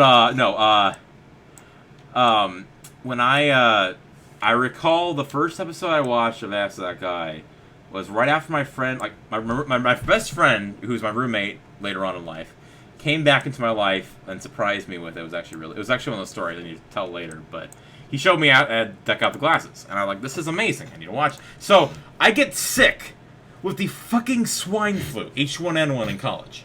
Oh, God. Because my roommate, he gets sick with it, and then I'm, in the room. So, he's fine when it comes to his first Halloween as a freshman in college, and I get sick with it. So, I'm lying in bed. My mom is, freaking out, calling to my immediate family in the area is like, oh my God, Jesus, You gotta take care of him, Jonathan! And it's funny because, like, despite them living in West Lafayette, they have the thickest Manhattan Bronx accents I've ever heard. Okay. But I'm sitting home, lying in bed, sick as a dog, and I'm like looking across this stuff, and I pull up, ask the guy with the glasses, and it's like, how would you solve world hunger? That's a very good question, and it has a very simple answer. Cannibalism. Now I know what you're thinking. How do we decide who eats who? Well, since I came up with the idea, I'm exempt, so I'm out. I say a logical step would be eat the hungry people. If we eat hungry people, there won't be any hungry people. Oh, and then the vegans, because they won't eat vegetarians, because they won't eat meat. So eat them. And let's not forget the mathematicians. Why? Because I really hate those fuckers. I guess they'll think twice about funking me in grade school when I'm feasting on their corpses. Yes, but there was a moment where this is like, the one of the recurring questions is like, who framed Roger Rabbit? Judge Doom. Oh, sorry. One sec. Judge Judy. No, it was oh, sorry. It was 1 sec.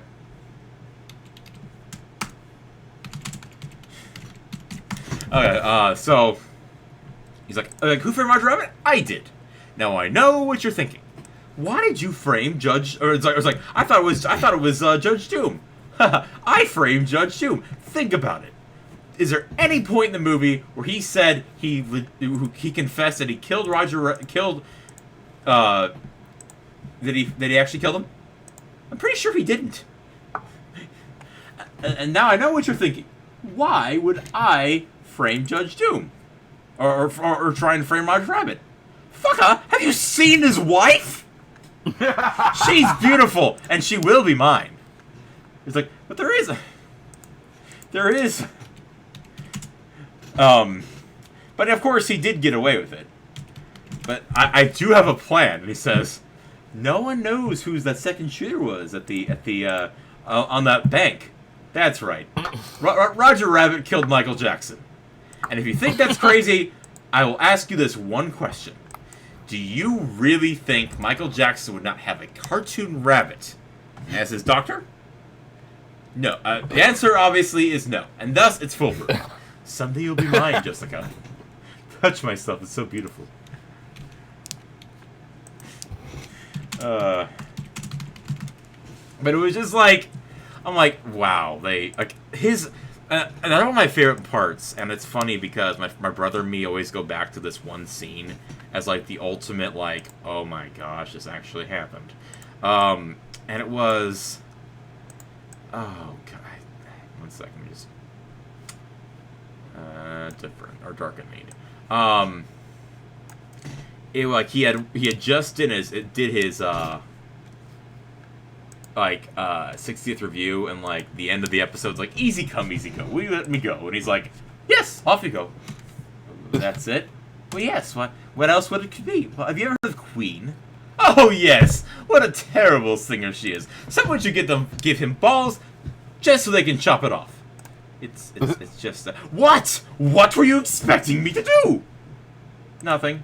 That's right. I thought. Next question. Does she look like a bitch? B. He starts doing the whole song. He's like, I'm so inspired. I'm going to go quit from a car factory somewhere. Cuts to this clip of him like when he quit his job at a car factory, where he's like running around with shirtless with the phrase "I quit" written in marker on there as he's playing that song. But he slammed his pipe down because he has a pipe as he's singing this, and then like ladies and gentlemen, I have sad news, and it broke. So the next episode, like, you see him, he's in a, he's like sitting on his swing. He looks up and he sees this like terribly photoshopped stone head. Yardos speaks. Yardos has given you the gift of the pipe.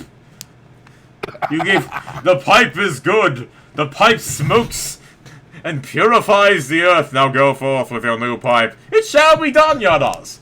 The penis is evil. Yep. I'm sorry, could you repeat that? The penis. I've seen that one. Yeah. Well, yeah. It's like there's feminazis and then there's wow. funny because I memorized it. I just realized, fuck, that's... Oh, No. look at that. Look at that beautiful face of a Shoop da Whoop.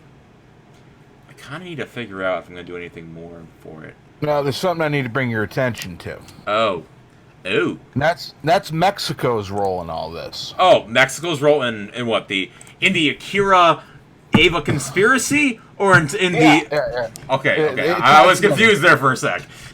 Mexico has the second most advanced armed forces in the world. They also have the cheapest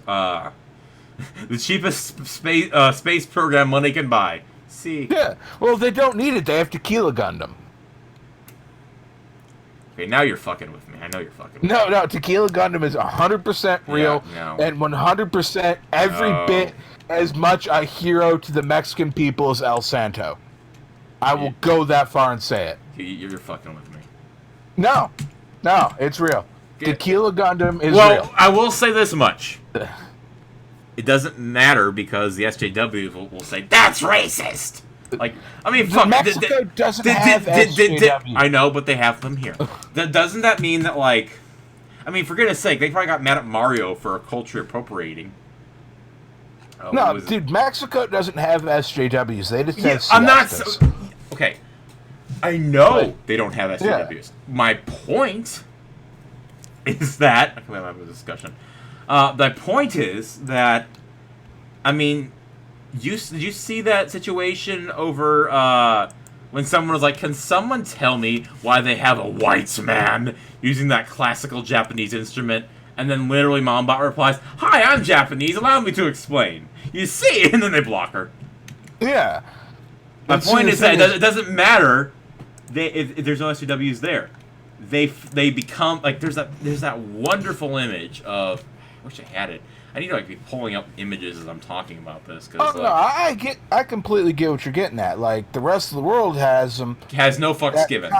Yeah, but here's the thing. Mexico has the ultimate no fucks given because at the end of the day, they still have Tequila Gundam. If you had Tequila Gundam... Okay, first off, why haven't they used Tequila Gundam to solve all their problems? Oh, they do. That's the thing. Like, the whole So you're saying that they use it to silence the caravan?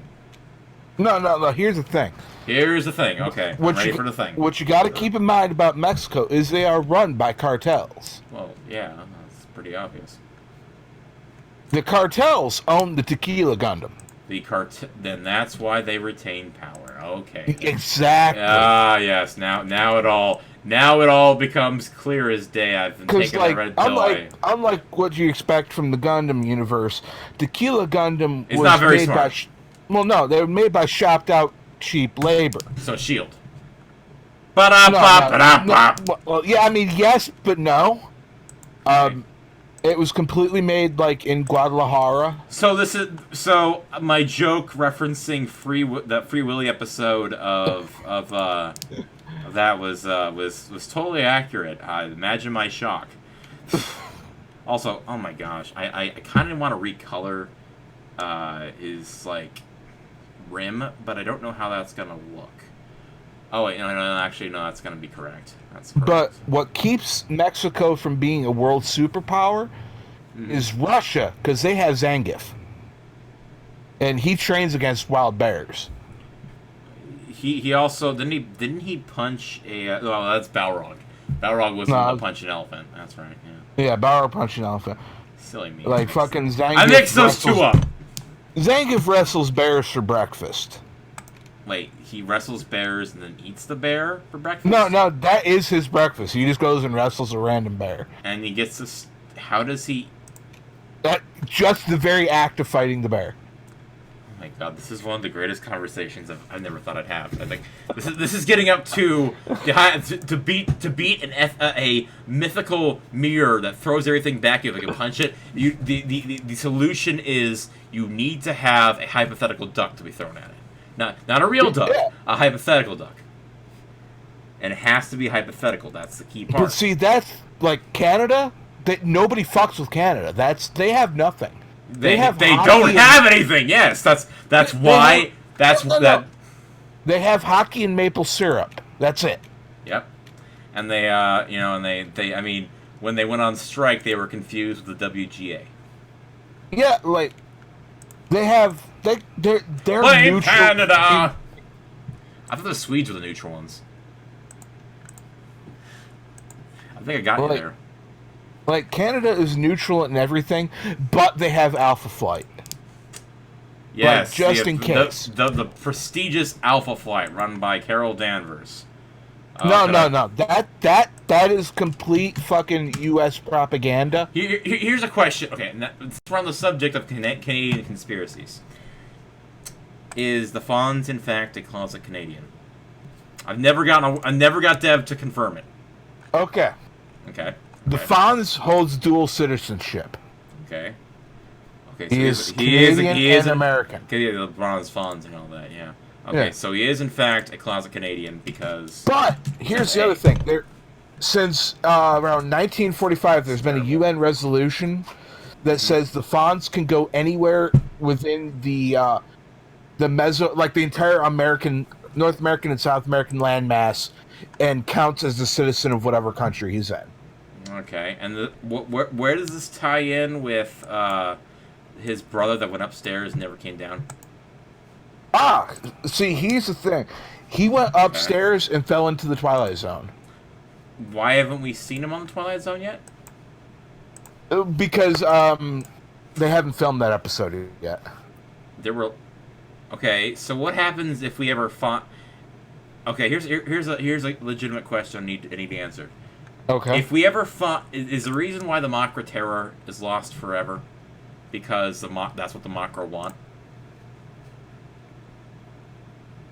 I mean, kind of. I mean, they use mind control. I mean, fuck, you gotta watch out for that.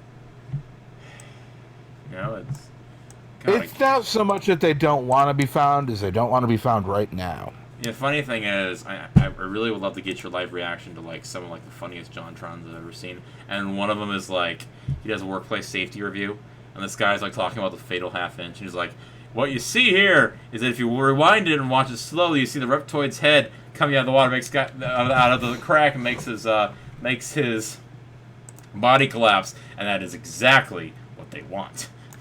You don't see on the first round. That's exactly what they want." I was like, "Oh." Now you see, Hillary Clinton is really a lizard person. Oh, well, at least I'm not crazy and not being alone and thinking that. Okay. Yeah. How do you do, fellow warm-blooded people? Pokemon go to the polls. I mean, okay. The point. How advanced is the Zuckerborg now? The Zuck model. What model are we on? What revision are we on? God, I'm not sure if I'm out thinking him or if it's everything was good. Okay. I guess he fuck, I screwed that up. You there? Yeah. Okay. What did you say? Can you repeat that for the audience? I did not get any of it. Okay. The lizard people have lost a lot of ground since the 60s. And they were the Men in Black, or was that the Silence? No. Back then, they were wired into the hippie culture. What they don't tell you is half of Black Sabbath is lizard people. Yeah, that would be something they wouldn't tell. Tony Iommi is a lizard person, period. And what proof do we have of this to confirm this? How he can play with 4.5 fingers. Okay, how is that how does that I'm going cross-eyed. So, I'm like, I'm trying to process this, and oh my god, I'm cross. But yeah, back then they were big in hippie culture. But like in the 80s, cocaine threw the lizard people through a fucking loop. They didn't. As with most people. Well, the thing is, like, the lizard people didn't know how to, correct course to deal with cocaine. Oh my god, I'm just. And that's why Ralph Nader happened. And that's how Equestria was founded. But no, like it explains Ralph Nader perfectly. Lizard people couldn't deal with cocaine. And how does I'm guessing Scarface was real and it was a documentary drama. No, Scarface was a fucking documentary. Okay, I'm making sure we're clear on that. Yeah, okay, that makes sense. Yeah. is one of the weirdest conversations, and I love it. It's amazing. It's amazing. It's like Christmas, but Well, to be fair, if you've ever been in the Tampa area in the 80s, you know Scarface was a documentary. well, Just the names have been changed to protect the innocent, you know? I don't think Scarface was innocent. Let's get one thing clear. Well, no, there were innocent people involved, so they started changing names to protect them. And based it off an old movie or something. Based off an old book, you know, nothing big. Oh, it's not like it was a movie or it was originally a movie before that. It was a remake of that. And now they're making a new one. Fuck, what the hell is up with that? So how many shots we at now? We're at 7. Okay, we're at 7. God, We're at 7. I would hate to see what drinking games you... There was this one drinking game my roommate told me about back in the day, where he was like, okay, so it's Thunderstruck. Have you heard of that one? Yeah. You know what I'm talking about? It's like, you basically, every time they say thunder, like it goes to the next person. So, like, you don't want to be stuck on the guitar solo, or you're fucked. Nah, dude, like, the best drinking game ever is from my generation, Okay. and it was the Ava Challenge. Oh my god. That You would watch- kill you. You watch Neon Genesis Evangelion, Okay. and every time a cross shows up, you take a shot. Oh my god! And has anyone... You don't get that far. Yeah. Dude, you never get that far. You never get past episode 1, because there's something like 40 or 60 fucking crosses in that episode. Oh my god! I know this is a real. This has to be a real drinking game, Sam. It is. I know it is. I've done it. I remember the Stephen King. Remember and to have be you ever seen the fair- Stephen King drinking game on an episode of Assault Critic when he's covering it, the first movie? Oh God. Like he's like, oh, dear Lord, that's kill people, spiders. Like I've done the Ava Challenge once, and to be fair, I am not sure that every moment in my life that has transpired since then has not been a drunken fever dream. Am I real? That is a question I ask every day. I exist, therefore I am depressed. That's pretty much me in a nutshell. I got that from Lost, but Yeah. it's pretty accurate. Okay, I don't know if you can see the stream or anything, but holy shit, Nah, I made me a good shoot to whoop you. The lips are a little big though, but man, I'll send you a picture because I think you want to. I think you will like this. I think you in this level of intoxication need a good laugh that'll make you fall. Oh, dude, I can go further. Like, this is to go even further beyond. Like, no, normally when I do, like, get on drunk to play, like, a game with Eric or something. Okay, yeah, we need to play some games drunk. That'd be hilarious, a drunk stream of you playing Like, games. I do that, but I'm only, like, you know, five shots in and I didn't eat right before. Oh, my God. Going into this, I had a large dinner. Yeah, so this is how you go even further beyond, okay. Yeah, I could probably manage a good 8 or 9 shots before I'm good. Before I keel over dead. No, I won't even go that far because I got Game of Thrones to watch when my roommate comes home from work. Watch some of that titty boobs of the girl that was previously underage. Okay. Here's the fucked up thing. Like, say what you will about Game of Thrones, whether you watch it or you don't. Oh, I'm not, dude. I'm not gonna lie. Yeah. I want to look up her rack because I'm. Anyway, Okay, I'm saying this on stream. Okay, 2 things. First off, they don't show her full rack. Fuck. The side boob. They isn't only. it? Yep, it's side boob, but it's good side boob. It's very clean. Do you see the nipple? No, but it's very center frame. 45-degree angle side boob. It's good for what it is. Like, I started watching Game of Thrones because a friend of mine's like, dude, you're missing all the free titties. That's what everyone told me. I'm like, back then. Like, I was here's, like, you know me, I'm not very sexually minded, so I'm like, all right, I'll give it a shot. Yeah, my one friend the same way. Yeah. I showed. I thought like, dude, they did Crystal Head vodka, and on John Charles. Like, that was actually the first my parents got me. I'm like, oh yeah, I remember seeing the skull in your apartment or in your part of the house, in your room. Wait. But, like, okay, I need to ask her what the CHIM challenge is. Do you know what she's talking about? CHIM? The Chim challenge. Okay, continue. I mentioned he did the Eva challenge. Anyway. But yeah, like, I got into, looking for boob. And then, honestly, like, the story stuck with me, which Oh, is really weird, because I'm not a big fantasy guy. Like, high fantasy kind of bores me. yeah. The thing is, it's not just about like it's like. Oh my god, that's funny. She sent me this wonderful picture. It's honestly, for me, the big appeal of Game of Thrones is character building. Oh yeah, it's well beautifully crafted. I love like some of the memes where people are like talking about. Oh god, I just saw that cell. Yeah. I think I think I won this round. Okay, so what she's saying is making the drunk guy explain Chim from Elder Scrolls. CHIM. I don't know what that means. Oh, I don't. Chim. I will be fully honest. I don't know enough about Elder Scrolls to be able to do that. Okay. However, if you want me to explain the difference between the Infinity Gauntlet series and Infinity War, I can fucking do that. Dude, I know that. Oh, dude, you used to hear my podcast. You know my fucking skills when drunk and stoned. Well, yeah, but okay. Now I'm gonna have to find something to have you drunkenly discuss because like drunk history kind of thing. And you know what'd be amazing. All right. If I use this stream, like I use this audio and then like go back later on and animate it. Anyway, go ahead. I will make this even easier on you. Okay. Tell me a story. All right. I'm going to drunkenly explain Jim Starlin's run on Adam Warlock. You know, you said Jim Starlin, and I kind of wanted to.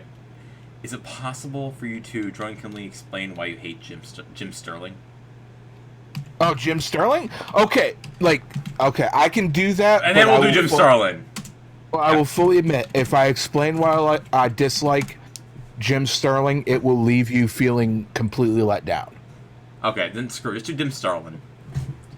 No, since you brought it up, the reason I don't like Sterling is because I feel he is way too full of himself. He bought his own fucking hype, drank his own Kool-Aid. That's pretty much everyone from that era. Yeah, that's the whole thing. That's why I don't like him. I don't go in any. Well, that's why I don't like him either. It's like, it's like what's his name? I've always said like people from that era have an inflated ego, that is more inflated or is an ego so inflated it makes a DA fetish artist portfolio look tame by comparison. Here's the thing. I will go fully. I don't know that this is going to be above your pay grade or not. Okay. But the same reason I hate Jim Sterling is the same reason I hate Dennis Leary.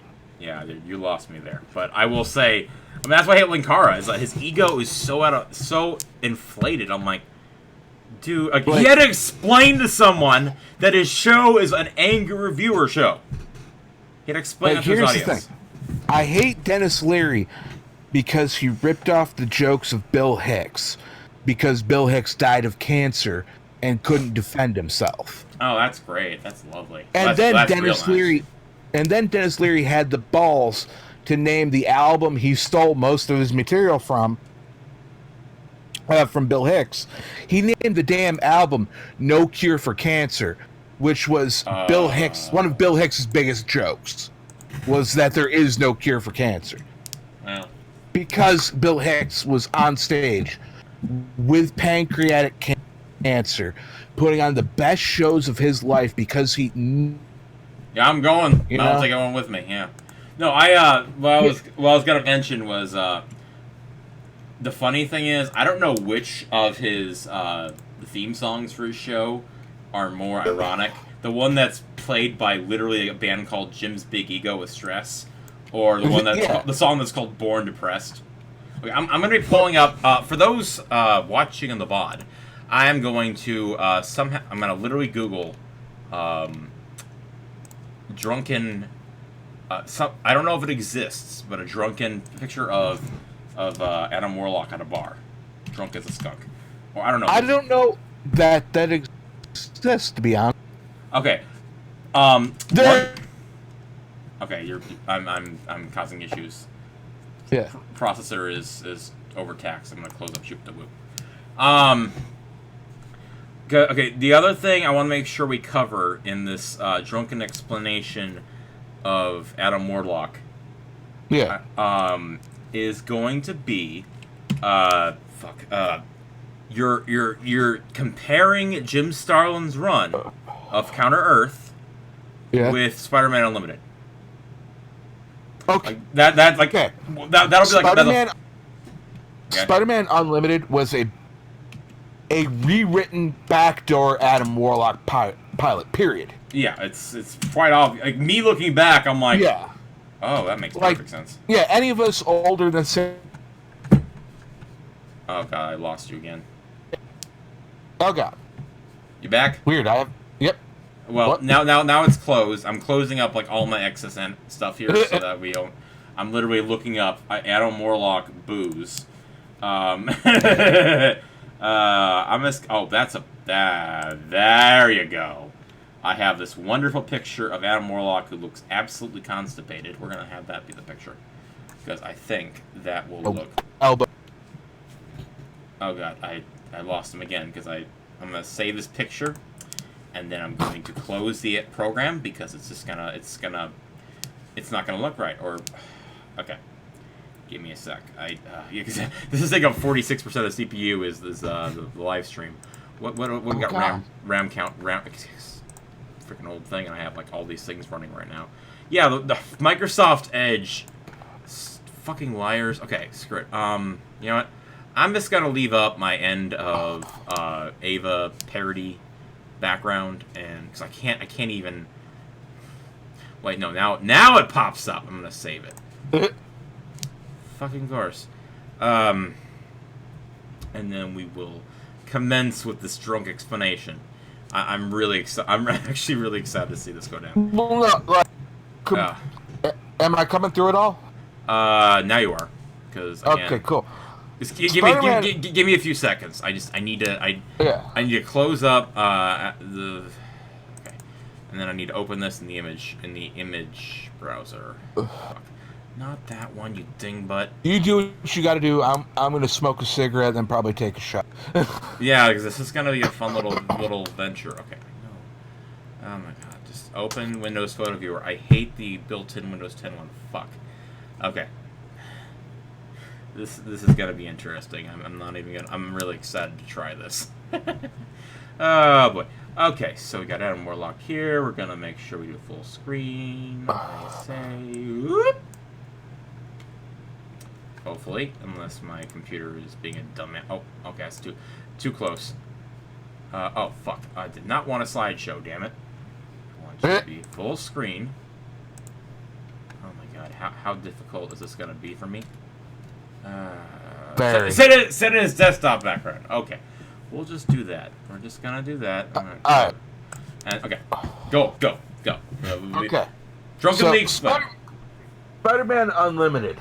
Okay. Was completely, in my eyes, okay. It should have been an Adam Warlock pilot spinning out of Silver Surfer, the animated series. Okay, that actually makes sense.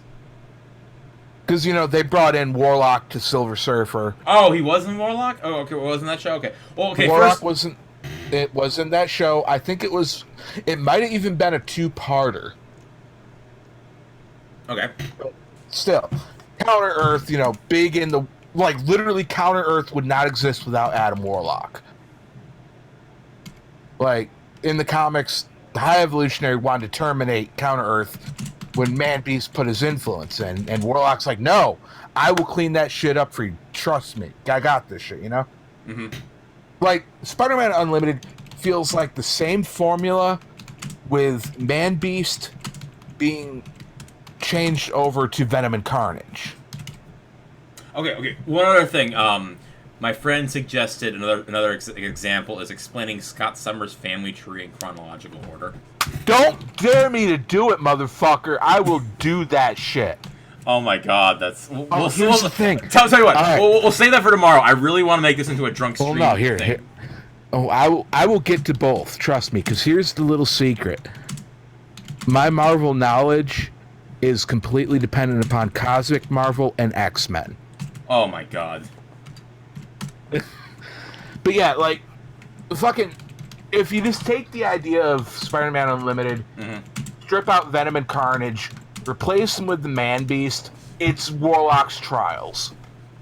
Well, like, even down to the whole thing of, Spider-Man arrives on Counter-Earth, finds friends. That was Warlock. He arrived right on Counter-Earth, found a bunch of fucking, like, literally hippies. Well, he's Jesus in that world. Remember, he's literally... he was cosmic Jesus. Yep. And they dulled it down and made Spider-Man Unlimited, period. That is how it plays out in my mind. Well, you did realize why they chose Spider-Man. Okay, anyway.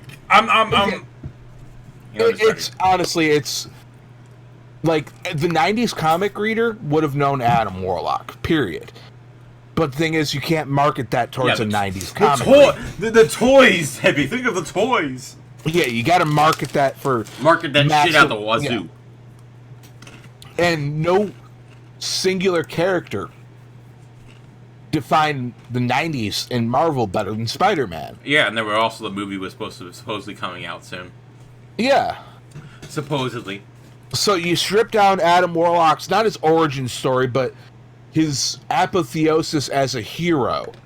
And of the people. Spider-Man, yeah. And you just put Spider-Man in there. There you go. That's Spider-Man Unlimited in a nutshell. Okay, now let's go into the actual run. The actual run, okay, best summed up in one fucking phrase. Okay. I should have seen that coming. Not so much for the reader, but it's for Adam Warlock himself. The whole idea that he's trying to divert reality from turning him into this evil version of himself, the Magus. He decides to go and kill himself. How many times has he died? How many times has Adam Warlock died? Shit, like 8 or 9. He's up there with Jean Grey. Jean Grey has died at last count, like... okay, if we're not counting Age of Apocalypse... Fuck, I did an episode where I did this shit. Oh my god. Back when I was with Grade Point 5, like, I literally counted through every death of Jean Grey, and it was like 15 or 16 deaths. Holy fuck, okay. Adam Warlock, I can think of like 4 or 5 off the top of my head, and I know I'm missing some. Oh my gosh. Because I don't know, he was dead during the death of Captain Marvel. I read that, so. Yeah, but here's the thing about Warlock, is he can be reborn. It's not even it's the function of the rebirth. The Adam Warlock is the perfect human. Yeah, he has a cocoon. And as time fucking goes on, the idea of what we see as the perfect human changes. Oh, so wow. Warlock has to change and upgrade and evolve. Well, so he's a Cyberman. He literally, anytime he needs to evolve his thinking to match the current zeitgeist, he goes into the cocoon. I mean, I was gonna mention about the cocoon, but a joke, but I can't think of it. Anyway. But every time, Adam Warlock needs to catch up to modern society, they throw him in the cocoon for a couple issues. And then he comes out a little more powerful, or a lot more powerful in some cases, but more in line with the current line of thinking. That sounds about right. I mean, it's basically the Doctor. Yeah, it is. Now, it dawned on me, I should have asked this before. I assume we actually have somebody watching this? Probably not. I mean, Riona says she is, but she is like, I don't know what's going on, because I'm deaf. So... Oh. You're deaf and I'm drunk, so, hey. Yeah, well, she can't hear you. Oh. Because she's... Because she's deaf! Did you not know this? Yes, I just said it! I get you, it's just, it was too good of a joke to pass up. No. But no, on to her fucking thing. I wish she could hear this, because I'm about to school her. Okay. The Summers family tree. Summers family tree. Here we go. Let's start off with Corsair. Nathaniel Summers. He had 2.5 sons. 2.5 sons. So he was living the American dream with 2.5 kids. Well, hold on, I'll get to the .5. I know what the .5 is, anyway. He had, obviously Scott, Cyclops, and Alex Havoc. Yep. There's questions about whether Gabriel is his or Deken's. However, I will count this because, at the very least, it is a half-brother. Deken? Deken Naramani, the former ruler of the Shi'ar Empire. Okay. Continue. He ruled before Lilandra took over during the Phoenix Saga. Okay, continue. I'm fearful of asking you questions because we're gonna go down rabbit holes. Continue. He's thinking to himself. No, should I explain? Okay. How many we have? Okay. 8. 8. Okay. Okay. Then from there, Scott Summers begat Nathaniel Dayspring Summers Cable. And who was his mother? His mother was Madeline Pryor, a clone of Jean Grey made by Mr. Sinister. Yes, because he was obsessed with the Summers bloodline almost as much as you were. He was like obsessed with the Summers and the Greys, figuring the two genetic lines would converge into, quote, the ultimate mutant. One that was enough to destroy Apocalypse. And, yeah, and I know his whole deal, because he was turned to mutant by Apocalypse, is basically him trying to, basically kill his master of sorts. Yeah. Free himself from his master. But, let's see. Then Cable has Tyler Dayspring, Genesis, and Major X. Mm-hmm.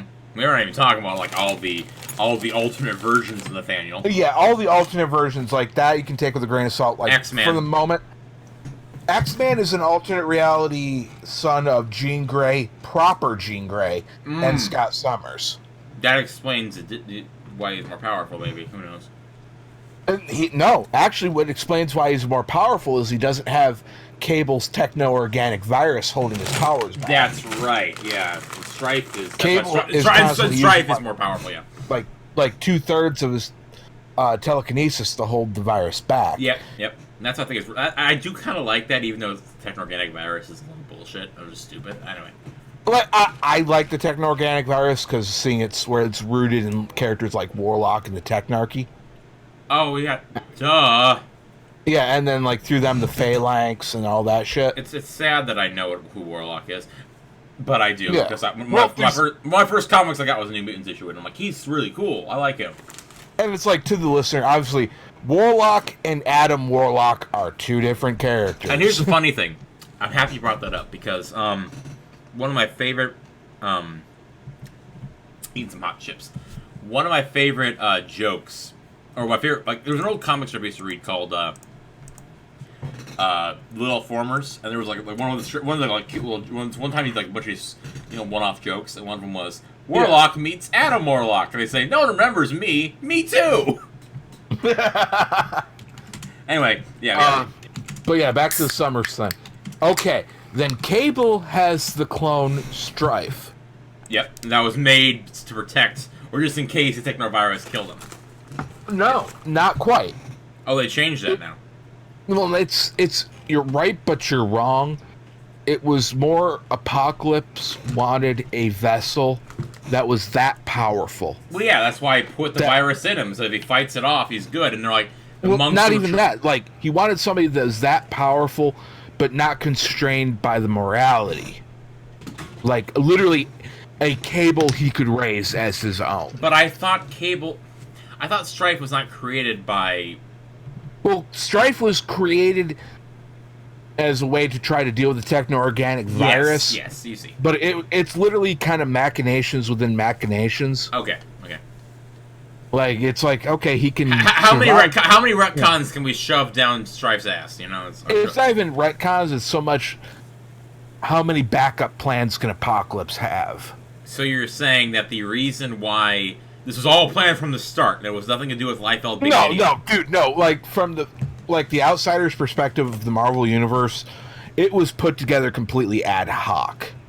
Well, yeah, duh. Yeah. I was being sarcastic when I said that this was like machination.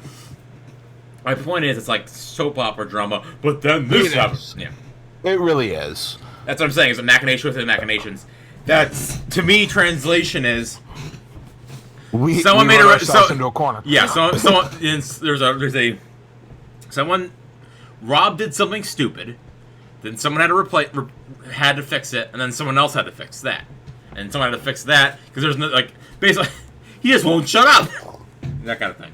I mean, Strife. I have no doubt everything about Strife was not designed or not done by the character was, but he had who is this guy? I don't know.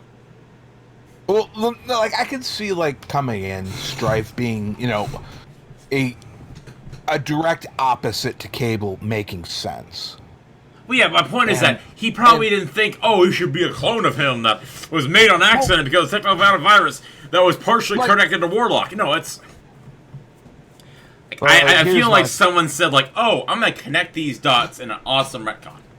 It's like the the Captain America, the various, Patriot and everyone else who took up the role. It was the 50s Cap who went nuts, who was a guy that looked just like... who got to, literally change his appearance to match Steve. That was only made because we made comics after it went in the ice. How would we explain that? Yeah, the silver and I love those stories. Don't get me wrong, but I'm just saying is that they're the post World War II Captain Americas. They wrote themselves into a corner and they knew it. Well, yeah. Well, that's why he did what he did. Yeah, and then they're just okay. We're going to keep up with the pulse of the American people, the McCarthyism and all that shit. Well, yeah, I always love bringing it up to people who say Nazi punching has always been in comics. I'm like, yeah, but how many issues of or just remember, also he's punched Nazis. There's only 3 issues. I'm like, yeah, but it's still there. I'm just saying. You're ignoring it because of... My bigger takeaway from the whole Captain America story, with the same lens, the Nazi punching and shit, Captain America has always been a symbol of the zeitgeist. Yeah. And whether or not that's, indicative of the overcurrent or undercurrent of the current culture, it's completely up for debate. Yeah, You know what I'm talking about. They're basically using comics as a way of saying, I can punch someone who I disagree with. Yeah, that's bullshit. Yeah, because that's politics. We've seen comics under every regime that America has had since 1928? Yeah. Or some shit like that? Yeah. Viewpoints change. The idea of truth, justice, and the American way is mutable. I mean, that's why I love the Captain America arc involving, where he gives up his whatever. But, especially with Superman. Superman and Captain America both have the same thing where they're a reflection of the times. Oh, yeah. I mean, for goodness sake, he was... Captain America, or if you remember, Superman was created by 2 Jewish immigrants, kind of really... Yeah. It gives a very interesting context to it all, I guess. Same with Cap, I mean... Yeah. But, my thing is, look at the 90s. I don't want to. I'm scared. Superman running around with a giant gun because he doesn't feel like he's enough.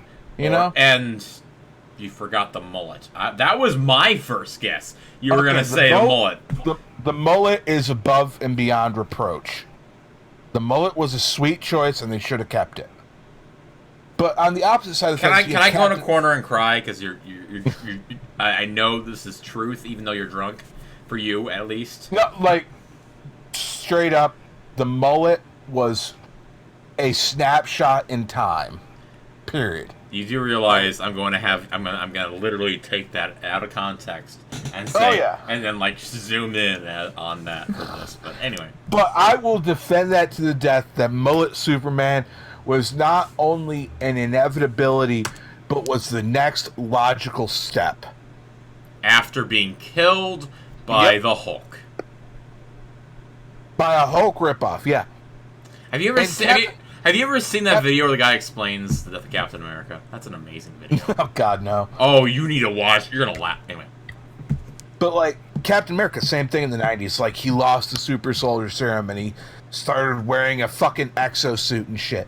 It was indicative of our thought process as Americans. Okay. And do you know what Heroes Reborn was indicative of? Heroes Reborn, like, hold up a sec. Here's the question. he's like, I have to. I have to clarify something. Do you mean the specifically event Heroes Reborn or the overall storyline? You have no. You kind of got me in a corner there because I'm literally gonna pull up Comic Rack for the audience because you have to see the insanity to believe it. Like both of them. See the proportions that are fucked up to believe that someone thought, yeah, this is perfect. This will check out. Yeah, this will be great. Like the thighs of Enchantress. The year-long event Heroes Reborn was indicative of 90s culture. Worshipping terrible art instead of anything else. Hold on. That we all thought Rob Liefeld had a future. Well, he keeps getting work. He keeps getting work, but how much impact does that work have? It basically has people grown saying, great, now he's out of comic jail again. Well, no, it's like his impact in the industry. Oh, I'm not saying his impact was. I'm not saying. I'm just simply saying his impact was not positive. Yeah, like here's the thing though. His impact in the industry is a very narrow belt from like 1986, 87 to 1999, let's say. Well, he still makes comics. Oh my God, no, Rob, like, stop. His newest stuff, like with Marvel.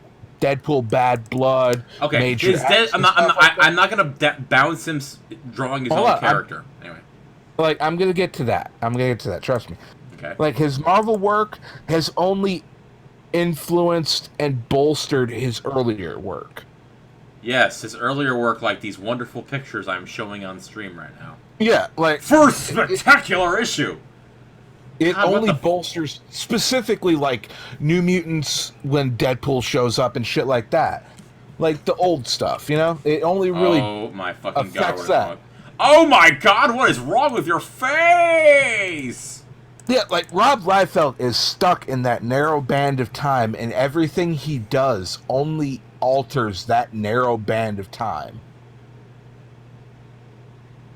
However, the larger scope of Heroes Reborn was fucking genius. So and hear me out on this. I'm gonna probably just say what I think you're gonna say.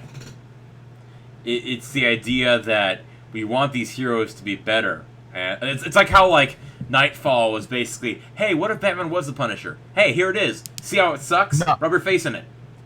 You are on the complete wrong line of thought from me. Okay, continue. Heroes Reborn and like Heroes Rebirth and Heroes Reborn, all that shit, was the growing pains of the 90s. Like Heroes Reborn, they were showing the audience, here's the corner we would write ourselves into if we gave into the zeitgeist of the day. And you literally think that they were not, that if it did well, they would not have they would not have changed everything back? You literally think that? You're gonna bet on that? No, here's the thing though. Then they did Heroes Reborn. Okay. Which was, for the most part, kind of denial of Heroes Reborn. You know, the bullshit in between, you know? Okay. Yeah, I'm literally looking at it right now. It felt to me like it was kind of saying, fuck you, the ideas that you wanted to see play out would never have flown. Yeah, because they had garbage. Yeah. We're going to go back to the original ideas, you know, like the original what made Marvel Marvel. But I have Heroes Reborn here on the page. And you're like all except for Doom. Doom, like, out of Heroes Reborn, I feel came out the best. Like, they forwarded him more as a character. Okay. And that everything since Heroes Reborn has been ramping Doom up. Okay, I'm sorry, you're speaking such praise of Heroes Reborn. I'm not. That's the thing. It's fucking terrible. Yeah, I'm looking at, I don't know if he's being ironic or just the alcohol talking or what. No. Literally, I'm looking at these awful artwork and I'm like, I'm hearing you say this and I'm like, oh god. Oh god! The thing about Heroes Reborn is not the artwork or the writing. It is the immediate rejection of both. Okay. That came out of it. Okay, the problem, like, I'm like, you're coming off like this was intentional on Marvel's part. No, it kind of was. Like, they were buying into the hype of Image Comics back in the day. You don't say. Yeah, like that was completely intentional, and I feel like with time they realized this isn't maybe we gonna shouldn't work. Yeah. You don't this say. This isn't gonna work. But when we reject it, let's lay out exactly why. And so they made Spider-Man and changed up his origin, and everyone liked that. Yeah, everyone liked that. Let's be honest. Everyone liked that. Let's be honest. Fucking, you want to take this back far enough? Onslaught as an event was the downfall of 90s Marvel. You don't say. And they didn't course correct until 2015.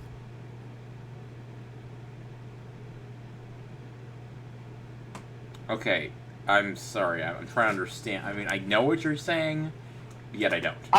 I don't think Marvel really gained back its step until after Secret Wars, when they could go back and kind of patch in little points where shit didn't line up or make sense. You are literally speaking devil's advocate for all new, all different Marvel. Yes, I am. Okay, let me tell you how many degrees of wrong. I'm not wrong. Okay. Guarantee you. I really desperately want to make this into a video.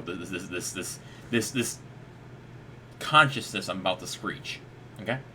So like I'm going to explain this, and I'm going to later on edit it together as why I think it. Okay. All right. There are two separate ways you can go about continuity.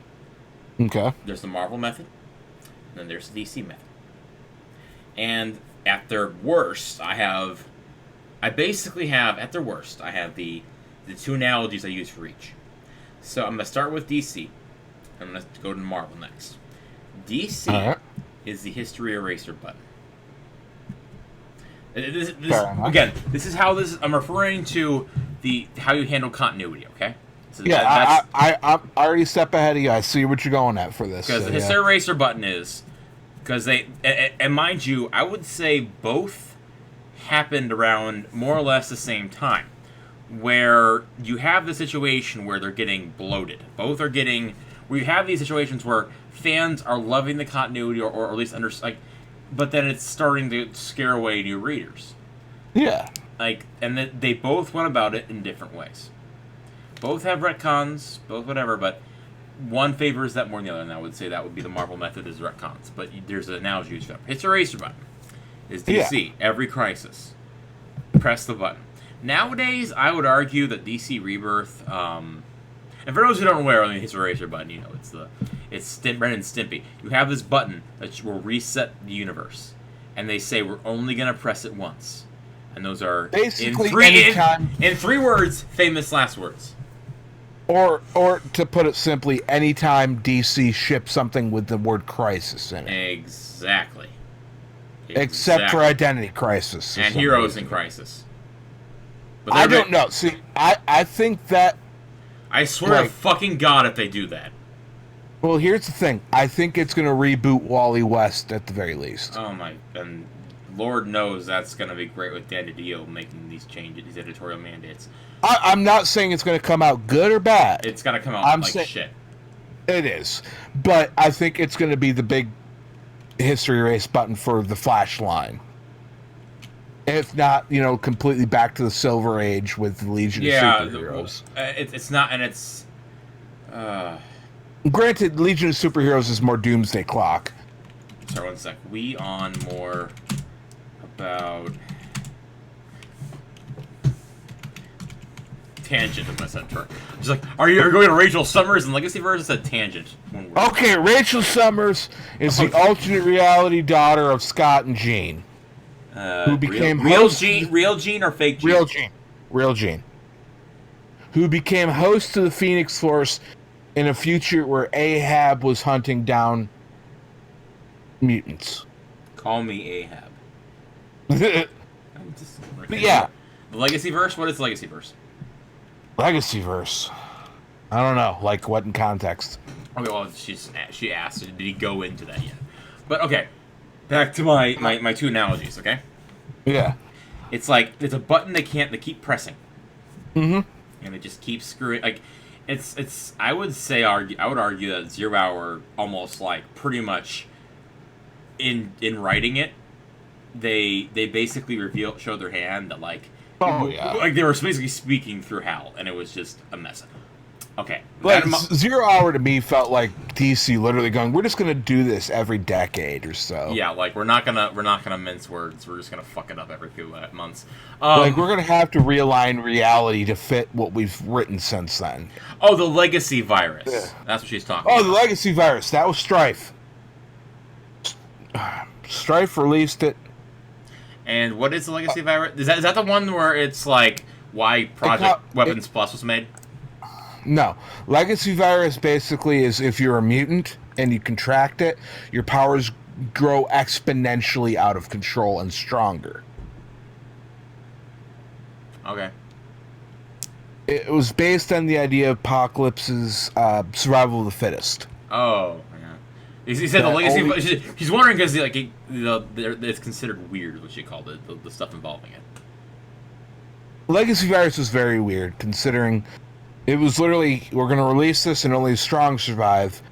But when the strongest mutants in existence, the Eternals, were catching the Legacy Virus and dying from it, it kind of overjumped its bounds. Yeah, it's like, I don't want... So basically it's an SJW. I want it to only deal with me. I don't want my consequences to affect me. I only want it for my enemies. It's not even that, so much as they kept power creeping the consequences. Okay. So, back to the Marvel method, though. Yeah.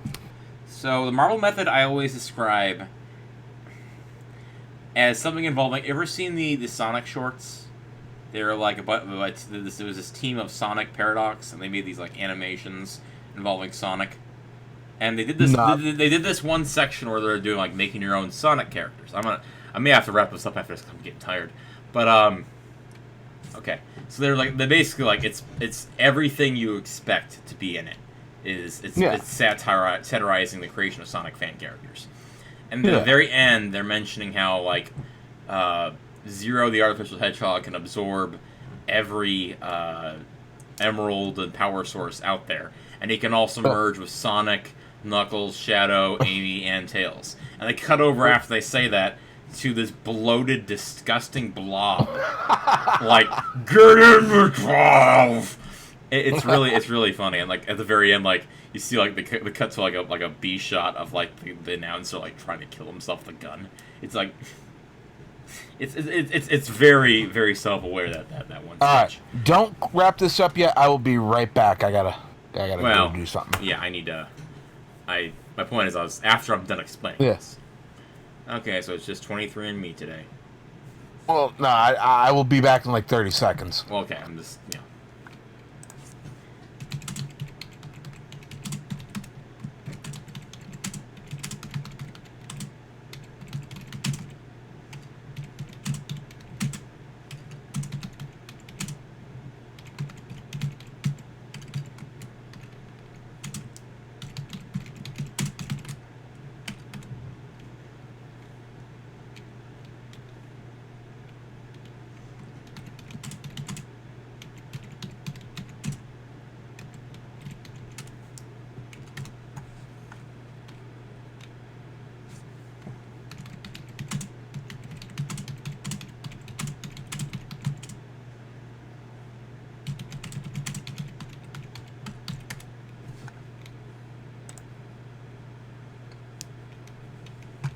Yeah, we started off with me playing in Blender, and now we're just this crazy stare of Adam Warlock.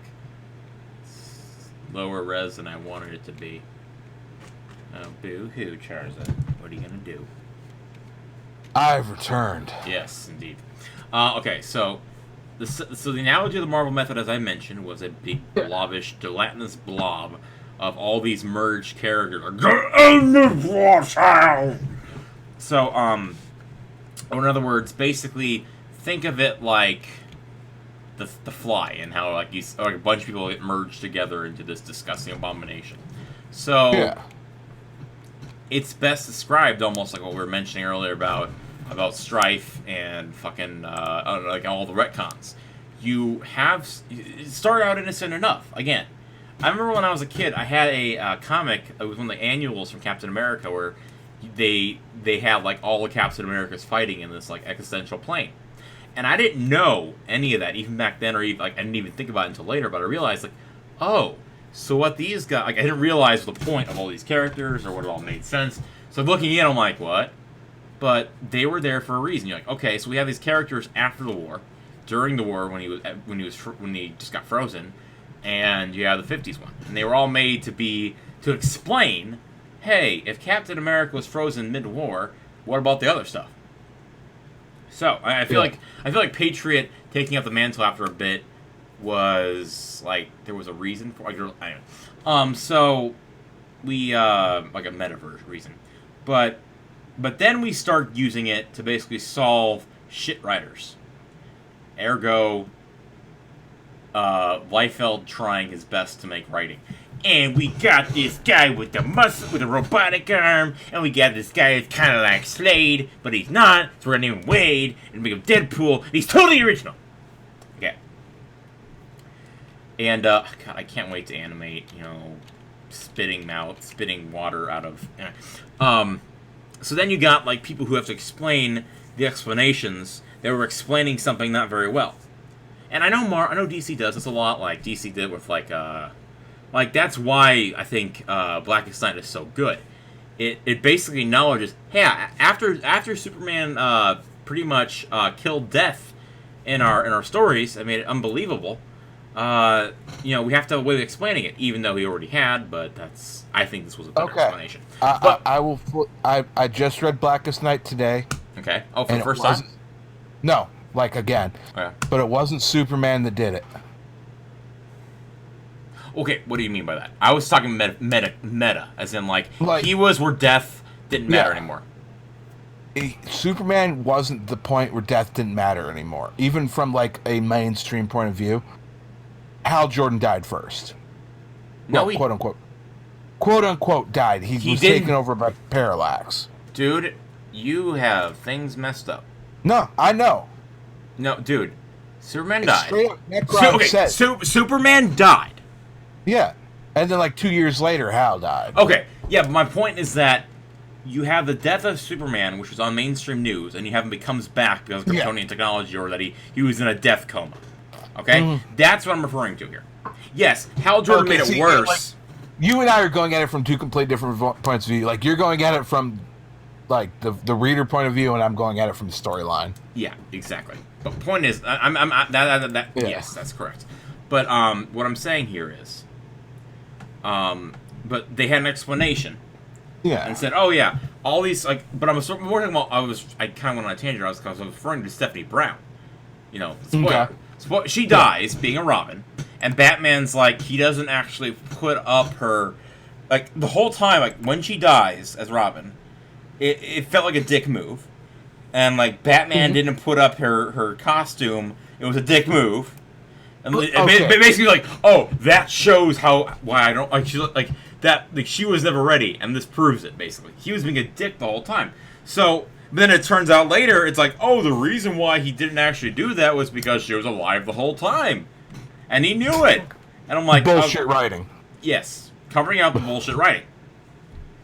Like, I will completely go there. I remember the day the fucking issue came out where Stephanie dies. I love Stephanie.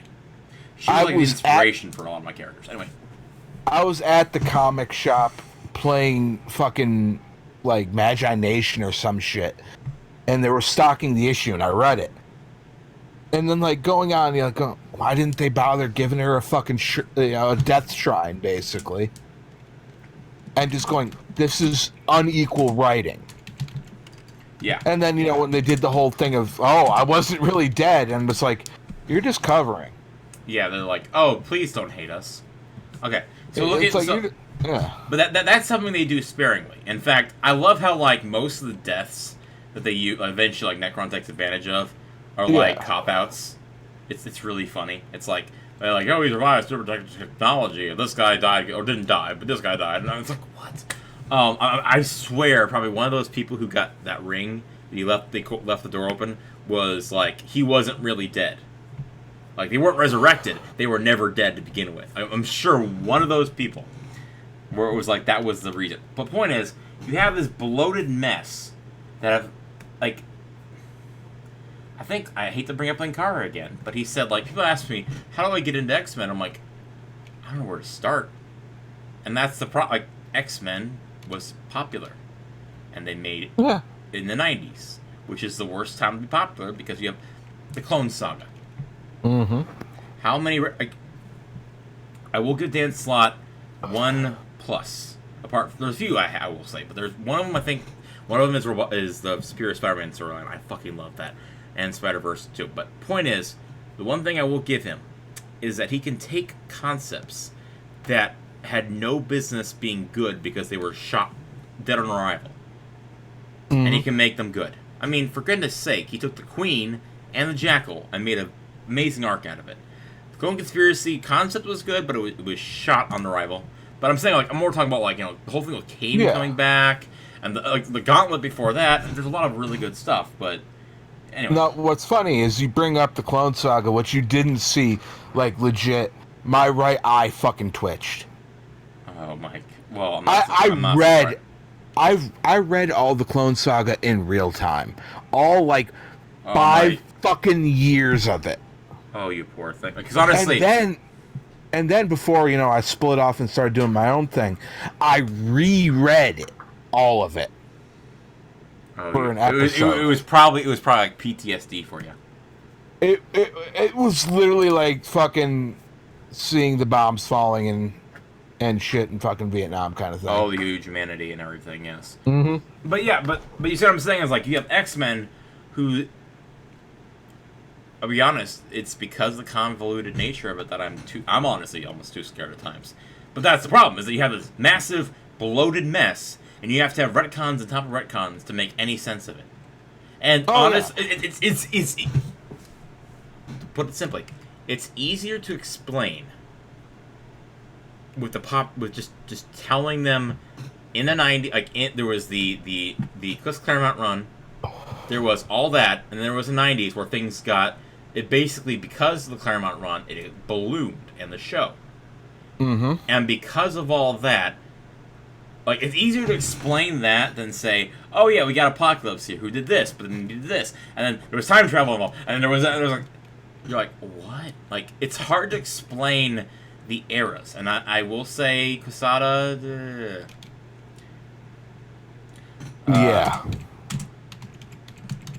on retcons. So yeah, I like the entire concept of the Secret Wars was an amazing read. In fact, the entire Hickman run, fucking amazing. Oh yeah, it does things I never thought Marvel would do. Same time though, what I after that, Marvel was dead to me. Marvel was dead to me. Like, I will fully admit, like, I came out of Marvel with Onslaught, and, you know, came back in after Secret Wars, and gone back and have even read Secret Wars, and the thing about Marvel, specifically Marvel, is they will write, whether they mean to or not, an entry point into every era. Yeah, that's actually pretty accurate. I mean, that's... Like, a group will come out of every era that you can just follow their threads and see how they expand. Yeah, I would say, like, Uncanny, like A versus X. Like, not even, for me, in the 90s was New Warriors. if you followed out the characters from New Warriors, you came to like engulf Guardians of the Galaxy, Avengers, X-Men. Things just kept pulling into that one central plot line. And like same thing with Young Avengers. Everything came to that one central plot line, and it made an easier entry point. Actually, yeah, Young Avengers, especially considering some of the progeny there. Yeah. Okay, so something my friend was mentioning, and I'll wrap up with this on it. I keep saying that, but she's mentioning how and I have a story to tell. This is the last story I'll tell. But she was mentioning how like she'd bring up New 52 and how like retconned and everything broke. I will say, I still remember the day. So history of Charza and comics. I love comics as a kid. Always intimidated to get into it. I think it was like Free Comic Day. My friend is also huge in the comics, but he's like, you need to try Black Knight. I'm like, okay. And I read it. I'm like, this is amazing. And then I read like it was Jeff Johns and his amazing like, I'm going to honor the past and give a retcon that is not convoluted. It explains everything, where everything stays intact. Rebirth. Yeah. Green Lantern Rebirth is a perfect example of that. I remember like reading the foreword.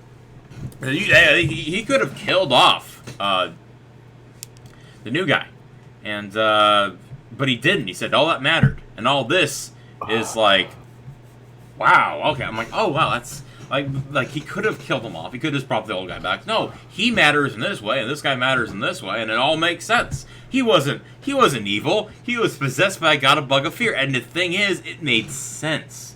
It all coalesced into the idea of facing your fears and being able to go beyond it. It was a great thematic connection. That's what he's very good at, is thematic retcons. And his entire run of Green Lantern's like that, and that's what I love about it, is that it's like, oh, not only is that fear, we got the entire spectrum, and it's just, it's an amazing start to finish run of amazingness. Now, and the other story, it wasn't just Black Knight, it was also his run on Action Comics. From, I think, General Zod could be, the whole, like, Zod thing is part of it, but it's kind of, and yet it's not. I think, my opinion, it starts really getting good with Brainiac. Yeah. And she's like he's talking to Superman, like, oh, she's like, no one has ever seen Brainiac. And it's a simple hand-waving that fixes all of Brainiac. Because you have, like, oh, all these guys, they were just probes. You have all these versions, they're just, no one has seen the truth, and it's the Silver Age Brainiac. And I'm like, wow, that's really creative. And they kept on building that with, like, New Krypton to an extent. They're like, oh, we're actually gonna do the Bottle City Kandor, and it's gonna go to Psi for the first time ever. For the first time in a mainline universe. I'm like, that's what, and then they did, like, they were able to integrate, Nightwing and Firebird. There was a lot of really good, just threw everything in a blender and all worked out. But he was thematic in tone. It was very, I'm going to intentionally, like, break down the themes.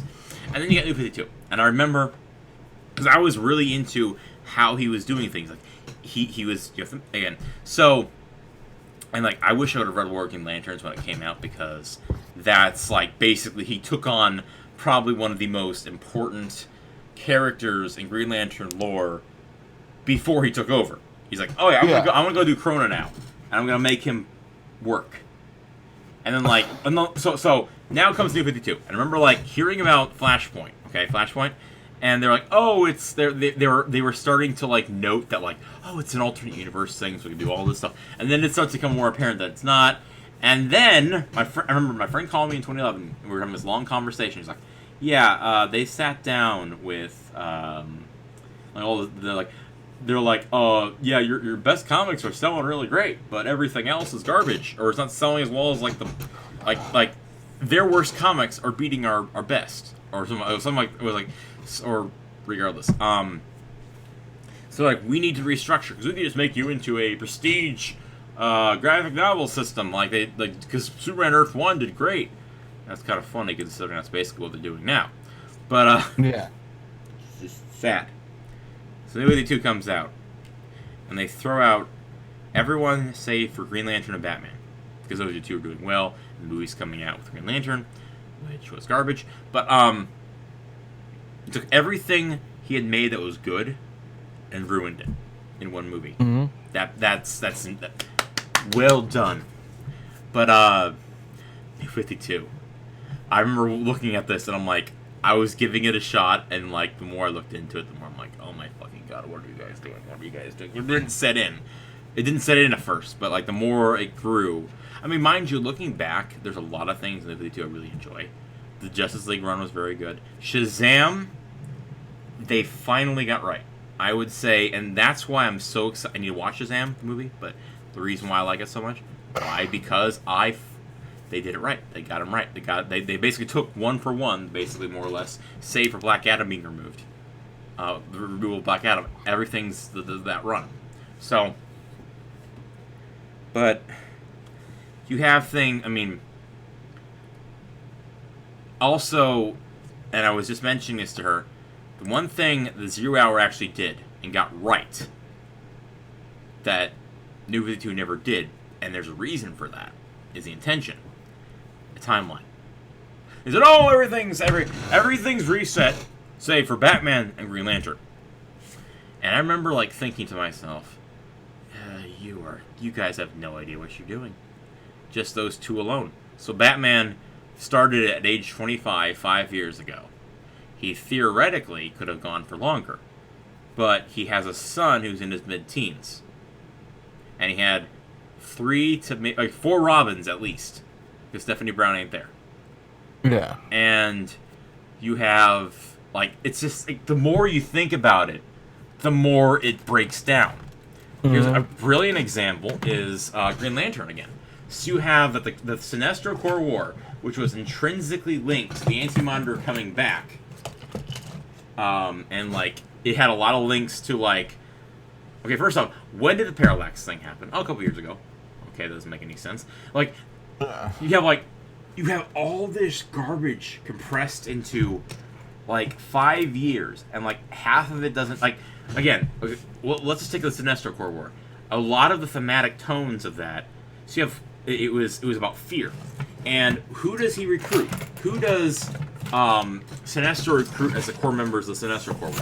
You have Cyborg Superman, who nuked, who alongside Mongol, who he also recruits, or his progeny recruits, nuked Coast City off the map. Yep. You have Superboy Prime, who was being held captive by the Guardians. And you have the Anti-Monitor, who's like the fucking... And then they're all on Cord, which is where the ring was forged, which is where he comes from. So, like, that was very thematically tied to Parallax, and Parallax was being possessed Kyle. And so then you think about it, like, okay, so all these thematic tones that are all connected to this make no bloody fucking sense anymore. Like, it basically wrecks. Like, you basically have to, like, breathe and say, okay, Hal and all that stuff, it doesn't make any bloody sense. And I'm just gonna say, basically, like, up until how he ends the series, it's like almost New 52 never happened, yet it did. It's like, oh my gosh, right, enter. So, like, all these thematic tones now don't work because now... And then, I think it was like, my friend always said, like, oh man, Forever Evil is where he just said, fuck it, I'm just gonna just make my own story I want. I mean, there's a scene in there where literally they have Otis from the movies. That's the secure... I laughed my ass off when he got killed. That was hilarious. But, point being, it is, like, and then, like, even in the comics, I always have to go back to the calling. You have Beast Boy, and they're like, oh yeah, he's connected to the Red now. It makes sense thematically, but people are like, why is he not green? Oh, because he's connected to the Red. Okay, why is he not green? I don't give a shit. I want him to be green. That's what everyone remembers him as. Well, it's connected, so tough. Fucking go back. Fucking go back. Remove that. And they had to, pretty much, because everyone, like, the more you they were trying to, like, say, these characters are new. Treat them like you first read them. Okay, you're breaking them though. I don't want to read a story where Beast Boy's red. I don't want to read a story where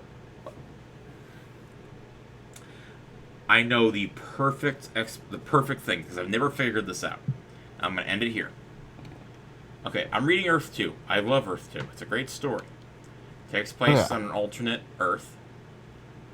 And it's, when I first read it, I'm like, oh, cool. So you're having this story where Darkseid is attacking the multiverse, which has been established in the Justice League run, that, like, they're going to all these alternate Earths. He's scouring the multiverse. Awesome. He's at war with the multiverse. That's great. Okay.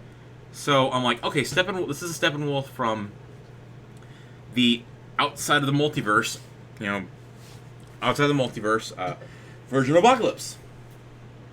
I think I got about to, where was it? It was like somewhere where he died, and they mentioned on the doppelganger of Superman's there. It's like, the Apocalypse is dying. We need to make a new world here. And I'm like, wait a minute. So, okay, what? Like, I had to, like, take a step back, and then they showed up until the point they've been showing Scott Free and Barda, and I assumed, oh, these are the guys from the main universe as well as that one. No, they're different groups. Okay, so there's an Apocalypse in this universe. Why? But why though? Why? Like, that duplicate and how the multiverse worked and how it was established. Because again, like, you have Earth 3 fleeing to this world, and they first claimed it was because of Darkseid. Like, they literally changed at 11th hour to be the Anti-Monitor.